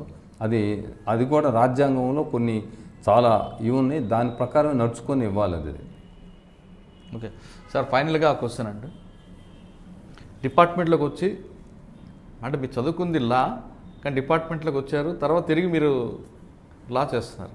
పోలీస్ డిపార్ట్మెంట్లోకి వచ్చే వాళ్ళకి మీరు ఇచ్చే మెసేజ్ ఏంటంటే? ఇప్పుడు పోలీస్ డిపార్ట్మెంట్ ఏంటంటే ముందు సెలక్షన్ కరెక్ట్గా జరగాలండి. రిక్రూట్మెంట్ జరిగిన తర్వాత సరైన శిక్షణ ఉండాలి. సరైన శిక్షణ తర్వాత ప్రాక్టికల్ ట్రైనింగ్ ఉండాలి. ఈ ప్రాక్టికల్ ట్రైనింగ్ అనేది పోలీస్ డిపార్ట్మెంట్కి చాలా ముఖ్యమైనదండి. ఈ ప్రాక్టికల్ డిపార్ట్మెంట్లో వచ్చిన వాళ్ళందరినీ ఏం చేస్తారంటే బందోబస్తు డ్యూటీస్లో నిలబెడుతున్నారు. స్టేషన్లో యొక్క చాలా రికార్డులు ఉంటాయండి. స్టేషన్లో దాదాపు రోజు తరోగా వెళ్ళాల్సిన రికార్డులు చాలా ఉంటాయి. ఏ రికార్డులు ఎలా రాయాలి అవన్నీ క్షుణ్ణంగా నేర్చుకోవాలి. అవి నేర్చుకోకుండా ఒకేసారి స్టేషన్లో కూర్చుంటే చాలామంది మా సీనియర్ ఆఫీసర్స్ కొంతమంది వాళ్ళ అనుభవం చెప్తున్నారు. వాళ్ళు ట్రైనింగ్ ఆఫీసర్స్గా వెళ్ళినప్పుడు వాళ్ళ స్టూడెంట్స్ ఎలా పనిచేస్తారో పోలీస్ స్టేషన్కి వెళ్తే వాళ్ళు చెప్తున్నారు, పోలీస్ స్టేషన్కి వెళ్ళాలంటే మా భయంగా ఉందంటున్నారు. ఎందుకంటే దే హ్యావ్ ప్రాక్టికల్ నాలెడ్జ్ లేదు. రోజు బందోబస్తులు ఉంటున్నారు. ఎవరు చదవటం ఇవాళ ఎఫ్ఐఆర్ ఇస్తే దాన్ని చదవటానికి కూడా ఓపిక లేదు, తీరిక బడి లేదు. ఆ విధంగా ఉన్న పోలీసులు ఉంది. ఎలా చేయగలుగుతారు అది? అందుకని లా అండ్ ఆర్డర్లో investigating officer should be aloof from the daily బందోబస్తు డ్యూటీస్. వాళ్ళకు ఉండకూడదు, వాళ్ళు డిస్టర్బ్ చేయకూడదు. ఉంటే వాడు మనసు పెట్టి ఇన్వెస్టిగేషన్ చేయగలుగుతాడు, ప్రజలకి మన దేశానికి సేవ చేయగలుగుతారు. పొద్దున్నుంచి సాయంత్రం దాకా అటు పెట్టి ఇటు పెట్టి ఈ మీటింగ్కి రమ్మని ఆ మీటింగ్కి రమ్మని ఇక్కడికి రమ్మంటే వాడు ఇన్వెస్టిగేషన్ ఎలా చేస్తాడు? మధ్యలో ఉండి లెక్కగలుగుతాడు? అది చాలా తప్పు. ఎవరికో వదిలిపెట్టేసి వెళ్ళిపోతారు, తర్వాత వస్తే అంతా అయిపోయిందని సంతకాలు పెట్టడం, అందులో ఏం రాసిందో కూడా తెలియదు. అదేవిధంగా లోపభూయిష్టమైన ఇన్వెస్టిగేషన్ వస్తుంది. ఇన్వెస్టిగేటింగ్ అధికారులను ఈ బందోబస్తు డ్యూటీల నుంచి మినహాయించాలి. వాళ్ళని ఎటువంటి పరిస్థితుల్లోనూ డిస్టర్బ్ చేయకూడదు. ఇది కావాల్సింది మనకి. ఎందుకంటే వాళ్ళ సీట్లో కూర్చొనివ్వండి, వర్క్ చేయనివ్వండి, అలా చేయనివ్వటం లేదు. ఓకే, పోలీస్ డిపార్ట్మెంట్లోకి రండి. కానీ పోలీస్ డిపార్ట్మెంట్లోకి వచ్చే వాళ్ళకి ప్రాక్టికల్ ట్రైనింగ్ చాలా ఇంపార్టెంట్ అంటున్నారు ప్రసాదర్ గారు. ఎందుకంటే ఆయన చాలా స్పష్టంగా చూశారు. 36 సంవత్సరాల సర్వీస్లో కేసులు ఎందుకు వీగిపోవడానికి ప్రధాన కారణం ఒక ఐఓకి అతను బాధ్యతతో పాటు ఈ బందోబస్తులు అంటూ మిగతా మీటింగ్లు అంటూ కాలయాపన చేయడం, పని అంత ఒత్తిడి పెట్టడం వల్ల ఇన్వెస్టిగేషన్ మీద అతను ఎక్కువగా ఫోకస్ చేయకపోవడం వల్లే కేసులు ఎక్విట్ అవుతున్నాయి. కాబట్టి ఇకపైనైనా సరే సీనియర్ ఆఫీసర్లు ఐఓ ఎవరున్నారో ఐఓకి ఖచ్చితంగా ఐఓ ఉద్యోగం చేయనివ్వండి. బందోబస్తులు అంటూ లేదా వేరే డ్యూటీలు వేసుకుంటూ చేస్తే ఖచ్చితంగా కేసు నాశనం అవుతుంది. దానివల్ల కంప్లైంట్ వచ్చిన వారికి మనం పూర్తిగా న్యాయం చేయలేకపోతున్నాం అంటూ అతను కూడా అనుభవం చెప్పారు. ఇది వారం ప్రసాద్ గారితో ఎక్స్క్లూజివ్ ఇంటర్వ్యూ. వచ్చే వారం మరో గెస్ట్తో మళ్ళీ కలుద్దాం. అంతవరకు నమస్కారం. నమస్తే. Hello, this is Renu Desai. Please subscribe to iDream. Subscribe iDream. Please subscribe iDream. Please subscribe to iDream. For more videos, subscribe iDream. Hi, this is Revati Chaudhary. For more videos, please subscribe iDream. For more videos, please subscribe iDream. మీరందరూ కూడా iDream ఛానల్ని subscribe చేయాలని కోరుకుంటున్నాను. I'm Sucharita, Home Minister of Andhra Pradesh. For more videos, subscribe iDreams.